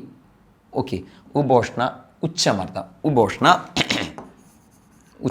ഓക്കെ, 30 ഡിഗ്രിയിൽ ആരാടെ? ഉപോഷ്ണ ഉച്ചമർദ്ദം. എങ്ങനെ ഇത് ഉച്ചമർദ്ദമായി? ഇവിടെ നിന്ന് മധ്യരേഖ ന്യൂനമർദ്ദ മേഖലയിൽ നിന്ന് ചൂടായി ഉയർന്നു പോയ വായു മുകളിൽ എത്തുന്നതോടുകൂടി തണുക്കും അല്ലേ. കാരണം അന്തരീക്ഷത്തിൽ ഉയരം കൂടുന്നതിനനുസരിച്ച് താപനില കുറയുന്നു. അങ്ങനെ മധ്യരേഖ ന്യൂനമർദ്ദ മേഖലയിൽ നിന്ന് ചൂടായി ഉയർന്നു പോയ വായു മുകളിൽ വെച്ച് തണുക്കുന്നു. തണുത്തതിന് ശേഷം ഇത് ധ്രുവങ്ങളെ ലക്ഷ്യമാക്കി നീങ്ങുന്നു കേട്ടോടെ. എന്നാൽ 30 ഡിഗ്രി അക്ഷാംശങ്ങളിൽ എത്തുന്നതോടുകൂടി ഭൂമിയുടെ ഭ്രമണത്താൽ ഇത് താഴ്ന്നിറങ്ങുകയും ഈ 2 ഭാഗങ്ങളിലും ഉച്ചമർദ്ദം ഉണ്ടാവുകയും ചെയ്യുന്നു. അപ്പോൾ ഭൂമിയുടെ ഭ്രമണം കാരണമാണ് 30 ഡിഗ്രി ഡിഗ്രിയിൽ ഉച്ചമർദ്ദമായി പോയത്. ഓക്കെ, അപ്പോൾ എന്തായാലും ഇവിടെ ഉച്ചമർദ്ദം, ഇവിടെ ന്യൂനമർദ്ദം അല്ലേ. നടുക്ക് ഭൂമധ്യരേഖയിൽ ന്യൂനമർദ്ദവും രണ്ട് ഭാഗത്തായിട്ട് 30 ഡിഗ്രിയിൽ ഉച്ചമർദ്ദവുമാണ്. സോ ഇതിനിടയിൽ കാറ്റുകൾ വീശില്ലേടെ. ഇതിനിടയിൽ വീശുന്ന കാറ്റുകളെയാണ് ട്രേഡ് വിൻഡുകൾ എന്ന് വിളിക്കുന്നത്. കേട്ടോടെ, ട്രേഡ് വിൻഡുകൾ അല്ലെങ്കിൽ വാണിജ്യവാദങ്ങൾ എന്ന് പറയുന്നത്. ഇവിടെ ഉത്തരാർദ്ധഗോളത്തിൽ വീശുന്ന വാണിജ്യവാദത്തെ വടക്ക് കിഴക്കൻ വാണിജ്യവാദം എന്ന് പറയാം. ഉത്തരാർദ്ധഗോളത്തിൽ വീശുന്ന വാണിജ്യവാദത്തെ വടക്കു കിഴക്കൻ വാണിജ്യവാദം എന്ന് പറയാം. കേട്ടോടെ, വടക്കു കിഴക്കൻ വാണിജ്യവാദം, വടക്കു കിഴക്കൻ വാണിജ്യവാദം. കേട്ടോടെ, വാണിജ്യവാദമാണ് വാണിജ്യവാദം, വടക്കു കിഴക്കൻ വാണിജ്യവാദം. ദക്ഷിണാർദ്ധഗോളത്തിലാണെങ്കിലോടെ തെക്കു കിഴക്കൻ വാണിജ്യവാദം, തെക്കു കിഴക്കൻ വാണിജ്യവാദമാണ്. കേട്ടോടെ, തെക്കു കിഴക്കൻ വാണിജ്യവാദം, തെക്കു കിഴക്കൻ വാണിജ്യവാദം. ഇത് ടെക്സ്റ്റ് ബുക്കിലെ ചിത്രമാണ്. കേട്ടോടെ, നിങ്ങൾ വേറെ കഷ്ടപ്പെടാനൊന്നുമില്ല, ഇത് ടെക്സ്റ്റ് ബുക്കിലുള്ള ചിത്രമാണ്. അപ്പോൾ ഉപോഷ്ണ ഉച്ചമർദ്ദ മേഖലകളിൽ നിന്നും മധ്യരേഖ ന്യൂനമർദ്ദ മേഖലയിലേക്ക് വീശി വരുന്ന കാറ്റുകളാണ് വടക്കു കിഴക്കൻ വാണിജ്യവാദവും തെക്കു കിഴക്കൻ വാണിജ്യവാദവും. കേട്ടോടെ, വടക്കു കിഴക്കൻ വാണിജ്യവാദവും തെക്ക് കിഴക്കൻ വാണിജ്യവാദം രണ്ടിൻ്റെയും ദിശയും മാർക്ക് ചെയ്ത് വെച്ചു. ഓക്കേടെ, അപ്പോൾ രണ്ട് വാണിജ്യവാദങ്ങളായി. ഇത് രണ്ടും മധ്യരേഖ ന്യൂനമർദ്ദ മേഖലയിൽ സംഗമിക്കുന്നത് കൊണ്ടാണ് ഇവന്മാരെ ഇന്റർ ട്രോപ്പിക്കൽ കൺവെർജൻസ് സോൺ എന്ന പേരിലും മധ്യരേഖ ന്യൂനമർദ്ദ മേഖല അറിയപ്പെടുന്നത്. ഓക്കെ, മാത്രമല്ല ഇവിടെയുള്ള കാറ്റുകളും വളരെ ദുർബലമാണ്. ഈ മധ്യരേഖ ന്യൂനമർദ്ദ മേഖലയിൽ ഉണ്ടാകുന്ന കാറ്റുകളും വളരെ ദുർബലമാണ്. അതുകൊണ്ട് ഇതിനെ കാറ്റുകളില്ലാത്ത മേഖല എന്ന അർത്ഥത്തിൽ നിർവാത മേഖല എന്ന് ഡോൾഡ്രംസ് എന്നൊക്കെ അറിയപ്പെടുന്നുണ്ട്. കേട്ടോടെ, അപ്പോൾ യുവമാർക്ക് ഒരുപാട് പേരുകളായി അല്ലേ, ഒരുപാട് പേരുകളായി. മധ്യരേഖ ന്യൂനമർദ്ദ മേഖല ഇക്വിറ്റോറിയൽ ലോ പ്രഷർ ബെൽറ്റ് എന്ന് ഇംഗ്ലീഷിൽ പറയാം അല്ലേ, ഡോൾഡ്രംസ് അല്ലെങ്കിൽ നിർവാത മേഖല എന്ന് പറയാം. കാരണം ഇവിടെ വളരെ ശക്തി കുറഞ്ഞ കാറ്റുകളാണ് പോകുന്നത് അല്ലേ. ഇനി രണ്ട് വാണിജ്യവാദങ്ങളും രണ്ട് അർദ്ധഗോളങ്ങളിലുള്ള വാണിജ്യവാദങ്ങളും കൂടിച്ചേരുന്നത് കൊണ്ട് ഇവന്മാരെ ഇന്റർ ട്രോപ്പിക്കൽ കൺവേർജൻസ് സോൺ എന്നറിയപ്പെടുന്നു അല്ലേ, ഇന്റർ ട്രോപ്പിക്കൽ കൺവേർജൻസ് സോൺ എന്നും അറിയപ്പെടുന്നു. ഒറ്റ വാക്കി പറഞ്ഞ ITCZ എന്നും അറിയപ്പെടുന്നു അല്ലേ, ITCZ എന്നും അറിയപ്പെടുന്നു. ഓക്കെ, ഇനി 60 ഡിഗ്രി നമുക്കൊന്ന് മാർക്ക് ചെയ്താലോടെ. 60 ഡിഗ്രി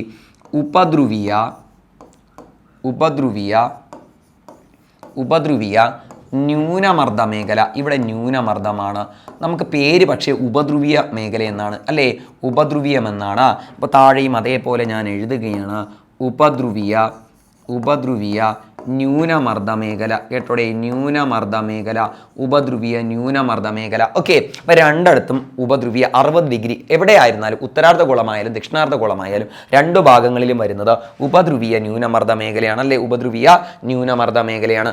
എന്തുകൊണ്ടാണ് ഇവിടെ ന്യൂനമർദ്ദം എന്ന് ചോദിച്ചാൽ ഉപദ്രുവീയ മേഖലയാണ്, തണുപ്പ് കൂടുതലാണ്, ഉച്ചമർദ്ദമാണ് വരേണ്ടത് അല്ലേ. പക്ഷേ ഇവിടെ എന്തുകൊണ്ട് ന്യൂനമർദ്ദം എന്ന് ചോദിച്ചാൽ ഭൂമി കറങ്ങുന്നത് കൊണ്ട് ഇവിടെയുള്ള വായുവും ചുഴറ്റി എറിയപ്പെടുന്നു. ഇവിടെ നിന്ന് കേട്ടോടെ, ഇവിടെയുള്ള വായു, ഇവിടെയുള്ള തണുത്ത വായു താഴ്ന്നു നിൽക്കുന്ന ഉപരിതലത്തോട് താഴ്ന്നു നിൽക്കേണ്ട തണുത്ത വായു ഇവിടെ നിന്നും ചുഴറ്റി എറിയപ്പെടുന്നു. സോ ഇവിടെ ന്യൂനമർദ്ദം. കേട്ടോടെ, ഇവിടെ ഈ ഭാഗങ്ങളിൽ ന്യൂനമർദ്ദം അനുഭവപ്പെടുന്നു. ഓക്കെ, അപ്പോൾ ഇവിടെ ഈ ന്യൂനമർദ്ദമായി തൊട്ട് താഴെ ആര് കിടക്കുകയാണ്, ഉച്ചമർദ്ദം അല്ലേ. ഇവന്റെ സമീപത്ത് ആരുണ്ട്, ഉച്ചമർദ്ദ മേഖല കിടക്കുന്നുണ്ട്. ഇവിടെ നിന്ന് 0 ഡിഗ്രിയിലേക്ക് വീശി ആര് പോകുന്നുണ്ട്, വാണിജ്യവാദങ്ങൾ പോകുന്നുണ്ടല്ലേ, വാണിജ്യവാദങ്ങൾ പോകുന്നുണ്ട്. നമ്മുടെ ഉപോഷ്ണ ഉച്ചമർദ്ദ മേഖലയിൽ നിന്നും മധ്യരേഖ ന്യൂനമർദ്ദ മേഖലകളിലേക്ക് വാണിജ്യവാദങ്ങൾ വീശുന്നുണ്ട്. ഇതല്ലാതെ ഉപോഷ്ണ ഉച്ചമർദ്ദ മേഖലയിൽ നിന്നും അതിൻ്റെ രണ്ട് ഭാഗം 60 ഡിഗ്രി അക്ഷാംശങ്ങളിൽ കിടക്കുന്ന ഉപദ്രുവീയ ന്യൂനമർദ്ദ മേഖലയിലേക്കും കാറ്റ് വീശുന്നു. ഈ കാറ്റുകളാണ് പശ്ചിമവാദം, വെസ്റ്റർലീസ് എന്ന് പറയും, പശ്ചിമവാദം. ഓക്കേടെ, അപ്പോൾ പശ്ചിമം എന്ന് പറഞ്ഞാൽ പടിഞ്ഞാറെന്നാണ്. ഏറെക്കുറെ ഒരു പടിഞ്ഞാറ് ദിശയിൽ നിന്നാണ് വീശിപ്പോകുന്നത്. അതുകൊണ്ടാണ് ഇവരെ പശ്ചിമവാദങ്ങൾ എന്ന് പറയുന്നത്. കേട്ടോടെ, ഇങ്ങനെയാണ് പശ്ചിമവാദങ്ങൾ വീശുന്നത്. ഓക്കെ, അപ്പോൾ ഇവിടെയും നമുക്ക് എഴുതാം, രണ്ട് അർദ്ധഗോളങ്ങളിലും ഒരേ ദിശ തന്നെയാണ് പശ്ചിമവാദങ്ങൾക്കുള്ളത്. സോ ഇവരെ നമുക്കിതാ ഇങ്ങനെ മാർക്ക് ചെയ്ത് വയ്ക്കാം.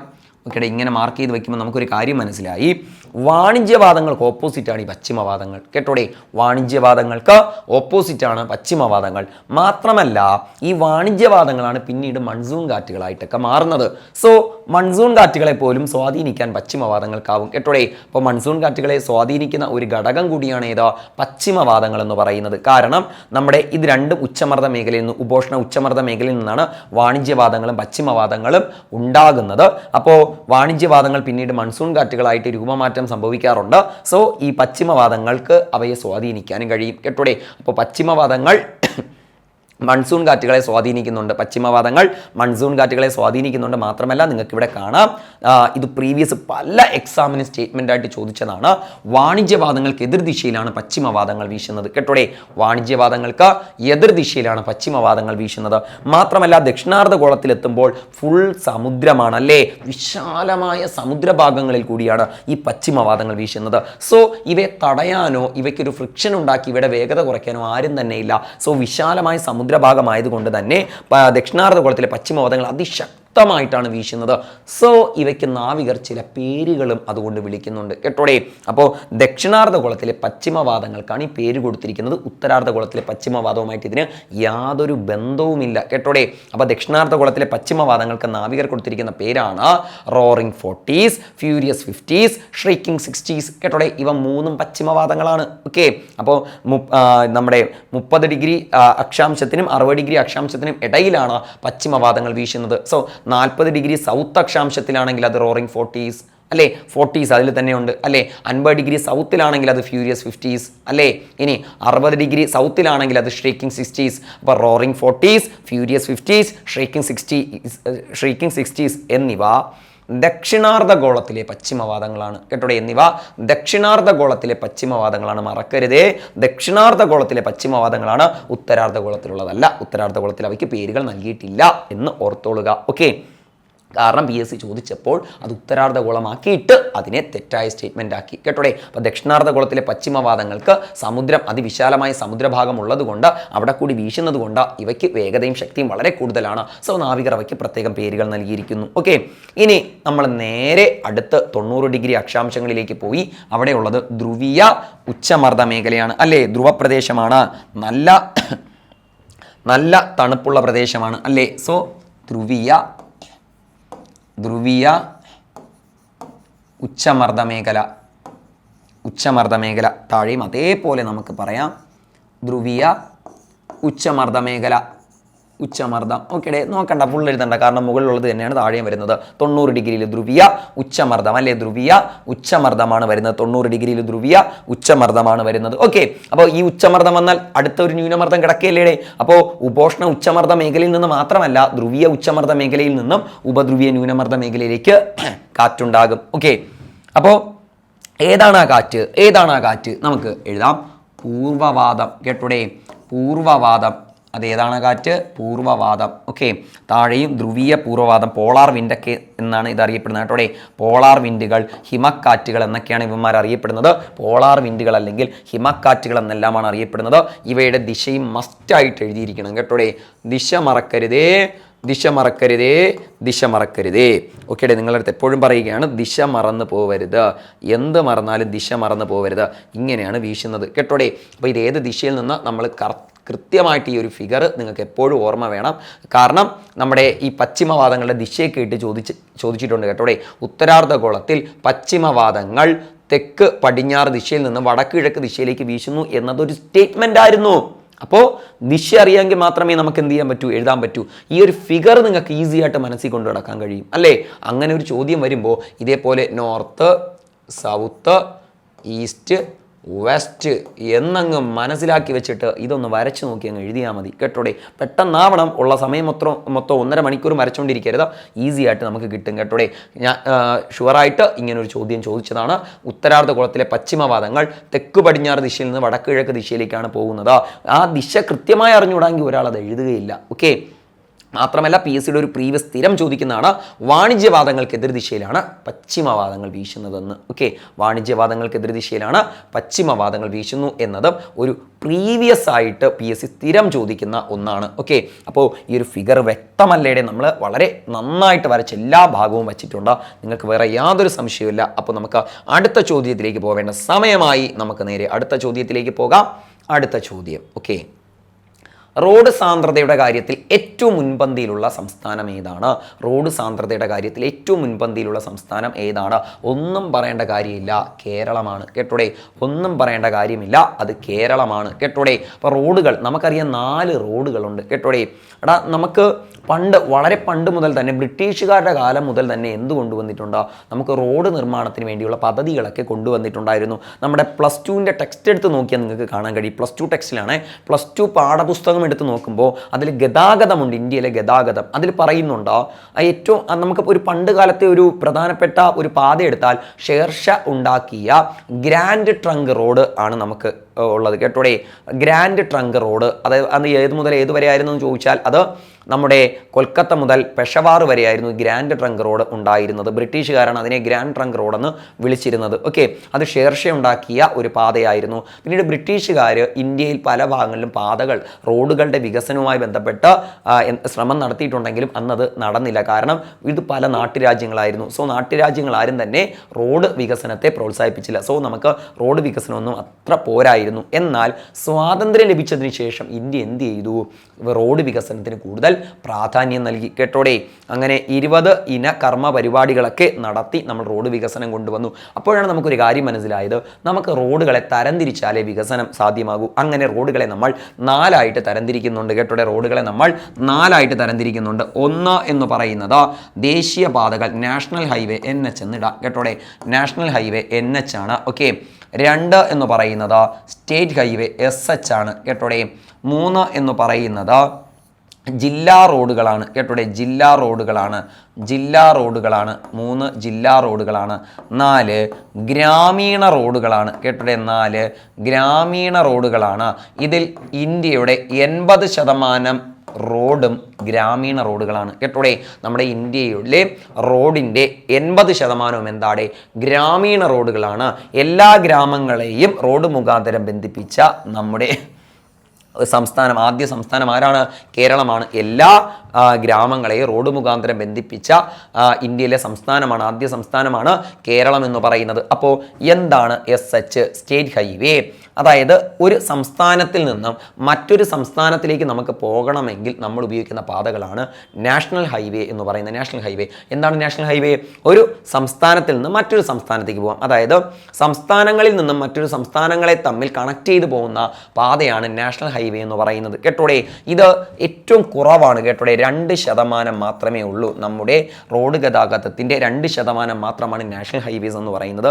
അപ്പോൾ എന്താണ് നാഷണൽ ഹൈവേ എന്ന് ചോദിച്ചാൽ നമുക്ക് ഈ അന്തർദേശീയ ഗതാഗതത്തിന് കേട്ടോടെ, സംസ്ഥാനാന്തര ഗതാഗതത്തിന്, അതായത് ഒരു സംസ്ഥാനത്തിൽ നിന്ന് മറ്റൊരു സംസ്ഥാനത്തിലേക്ക് നമുക്ക് യാത്ര ചെയ്യണം. അതിനു വേണ്ടിയാണ് എന്തെന്ന് പറയുന്നത്, അന്തർദേശീയം നല്ല തെറ്റായ പ്രയോഗമായിരുന്നു. അപ്പോൾ സംസ്ഥാനങ്ങളിൽ നിന്നും സംസ്ഥാനങ്ങളിലേക്ക് പോകണമെങ്കിൽ നമുക്ക് എന്ത് വേണോടെ, നാഷണൽ ഹൈവേ ആണ് വേണ്ടത്. അപ്പോൾ നിങ്ങൾക്ക് കാര്യം മനസ്സിലായല്ലോടെ. ഇപ്പോൾ കേരളത്തിൽ നിന്ന് തമിഴ്നാട്ടിലേക്ക് പോകണം, അല്ലെങ്കിൽ കർണാടകയിലേക്ക് പോകണം, അല്ലെങ്കിൽ ഗുജറാത്ത്, കർണാടക, അത് കഴിഞ്ഞ് ഗോവ, മഹാരാഷ്ട്ര, ഗുജറാത്ത് ഇങ്ങനെ യാത്ര ചെയ്യണമെങ്കിൽ നാഷണൽ ഹൈവേ ആണ് നമുക്ക് വേണ്ടത്. ഓക്കെ, അത് കഴിഞ്ഞ് സ്റ്റേറ്റ് ഹൈവേ കേട്ടോടെ. ഇതും അധികമൊന്നും നമുക്കില്ല, 4% മാത്രമേ ഉള്ളൂ സ്റ്റേറ്റ് ഹൈവേ കേട്ടോടെ. അപ്പോൾ ഒരു സംസ്ഥാനത്തിനകത്ത് ജില്ലകളെ തമ്മിൽ ബന്ധിപ്പിച്ചു കൊണ്ട് പോകുന്നതാണ് ഇത് സ്റ്റേറ്റ് ഹൈവേ എന്ന് പറയുന്നത് കേട്ടോടെ. ഒരു സംസ്ഥാനത്തിനകത്തുള്ള ട്രാവലിംഗ്, അതായത് പല ജില്ലകൾ കടന്നുള്ള ട്രാവലിങ്ങിനാണ് നമ്മൾ സ്റ്റേറ്റ് ഹൈവേ ഉപയോഗിക്കുന്നത്. എല്ലാ സ്റ്റേറ്റ് ഹൈവേയും ദേശീയപാതയുമായി, നാഷണൽ ഹൈവേയുമായിട്ട് ബന്ധിപ്പിച്ചിട്ടുണ്ടായിരിക്കും കേട്ടോടെ. അത് കഴിഞ്ഞിട്ട് വരുന്നത് ജില്ലാ റോഡുകളാണ് കേട്ടോടെ. ജില്ലാ റോഡുകൾ ഒരു ജില്ലയിലെ പ്രധാനപ്പെട്ട കേന്ദ്രങ്ങളെ തമ്മിൽ ബന്ധിപ്പിക്കുന്നതാണ് ഏത്, ജില്ലാ റോഡുകൾ. അപ്പോൾ എന്താണ് ഗ്രാമീണ റോഡുകൾ? ഗ്രാമത്തിനകത്തുള്ള പ്രധാനപ്പെട്ട സ്ഥലങ്ങളെ തമ്മിൽ ബന്ധിപ്പിക്കുന്നതാണ് ഗ്രാമീണ റോഡുകൾ. അപ്പോൾ ഇന്ത്യയിൽ ഏറ്റവും കൂടുതലുള്ള റോഡ് ഏതാണ്? ഗ്രാമീണ റോഡുകളാണ്. ഇന്ത്യയിൽ ഏറ്റവും കൂടുതലുള്ളത് ഗ്രാമീണ റോഡുകളാണ്. അപ്പോൾ എല്ലാ ഗ്രാമങ്ങളെയും തമ്മിൽ ബന്ധിപ്പിച്ച് കൊണ്ട് റോഡ് നിർമ്മിച്ച, റോഡ് മുഖാന്തരം എല്ലാ ഗ്രാമങ്ങളെയും ബന്ധിപ്പിച്ച ആദ്യ സംസ്ഥാനമാണ് കേരളം. ഓക്കെ, അപ്പോൾ നമ്മുടെ ഇന്നത്തെ ക്ലാസ് നമ്മളിവിടെ വൈൻഡപ്പ് ചെയ്യുകയാണ്. അപ്പോൾ നമ്മളിതിനെ വളരെ കുറച്ച് ഒരു ടൈം സെറ്റ് ചെയ്തിട്ടാണ് നിങ്ങൾക്ക് ക്ലാസ് സെറ്റ് ചെയ്തിരിക്കുന്നത്. അപ്പോൾ ഇതിൻ്റെ അടുത്ത പാർട്ടിൽ നമുക്ക് ഇനിയും പ്രീവിയസ് ചോദ്യങ്ങൾ ചെയ്യുന്നുണ്ട്. ഓരോ പ്രീവിയസ് ചോദ്യം വരുമ്പോഴും ഓരോ ഭാഗത്തിൻ്റെയും കൂടുതൽ കാര്യങ്ങൾ നമ്മൾ പഠിച്ചു പോകും. അപ്പോൾ നമ്മൾ ഇന്നത്തെ ക്ലാസ്സിൽ നമ്മൾ കുറേ കാര്യങ്ങൾ ചർച്ച ചെയ്തു. നമ്മൾ സമുദ്രജല പ്രവാഹങ്ങളെക്കുറിച്ചൊക്കെ പറഞ്ഞു, ഉഷ്ണജല പ്രവാഹം, ശീതജല പ്രവാഹത്തെക്കുറിച്ച് പറഞ്ഞു. അടുത്ത് നമുക്ക് ഇതിൻ്റെ ഒരു പ്രീവിയസ് ചോദ്യം കിട്ടുമ്പോൾ പറഞ്ഞ കാര്യങ്ങൾ ഒഴിവാക്കി ബാക്കിയുള്ള കാര്യങ്ങൾ നമുക്ക് പഠിക്കാം. അപ്പോൾ പ്രീവിയസ് ചോദ്യവും നമ്മൾ പഠിക്കും, അതിനോടൊപ്പം തന്നെ നമ്മളറിയാതെ തന്നെ ഇതിൻ്റെ പൂർണ്ണമായിട്ടുള്ള നോട്ട് നമ്മൾ പഠിച്ചുകൊണ്ടേയിരിക്കും. ഓക്കെ, അപ്പോൾ ഇന്നത്തെ ക്ലാസ് നമ്മളിവിടെ വൈൻഡപ്പ് ചെയ്യുകയാണ്. ബാക്കിയുള്ള പ്രീവിയസ് ചോദ്യങ്ങളും ബാക്കിയുള്ള കണ്ടന്റുമായിട്ട് നമുക്ക് അടുത്ത ക്ലാസ്സിൽ കണ്ടുമുട്ടാം. എല്ലാവരും കാത്തിരിക്കുക. എല്ലാവർക്കും നന്ദി.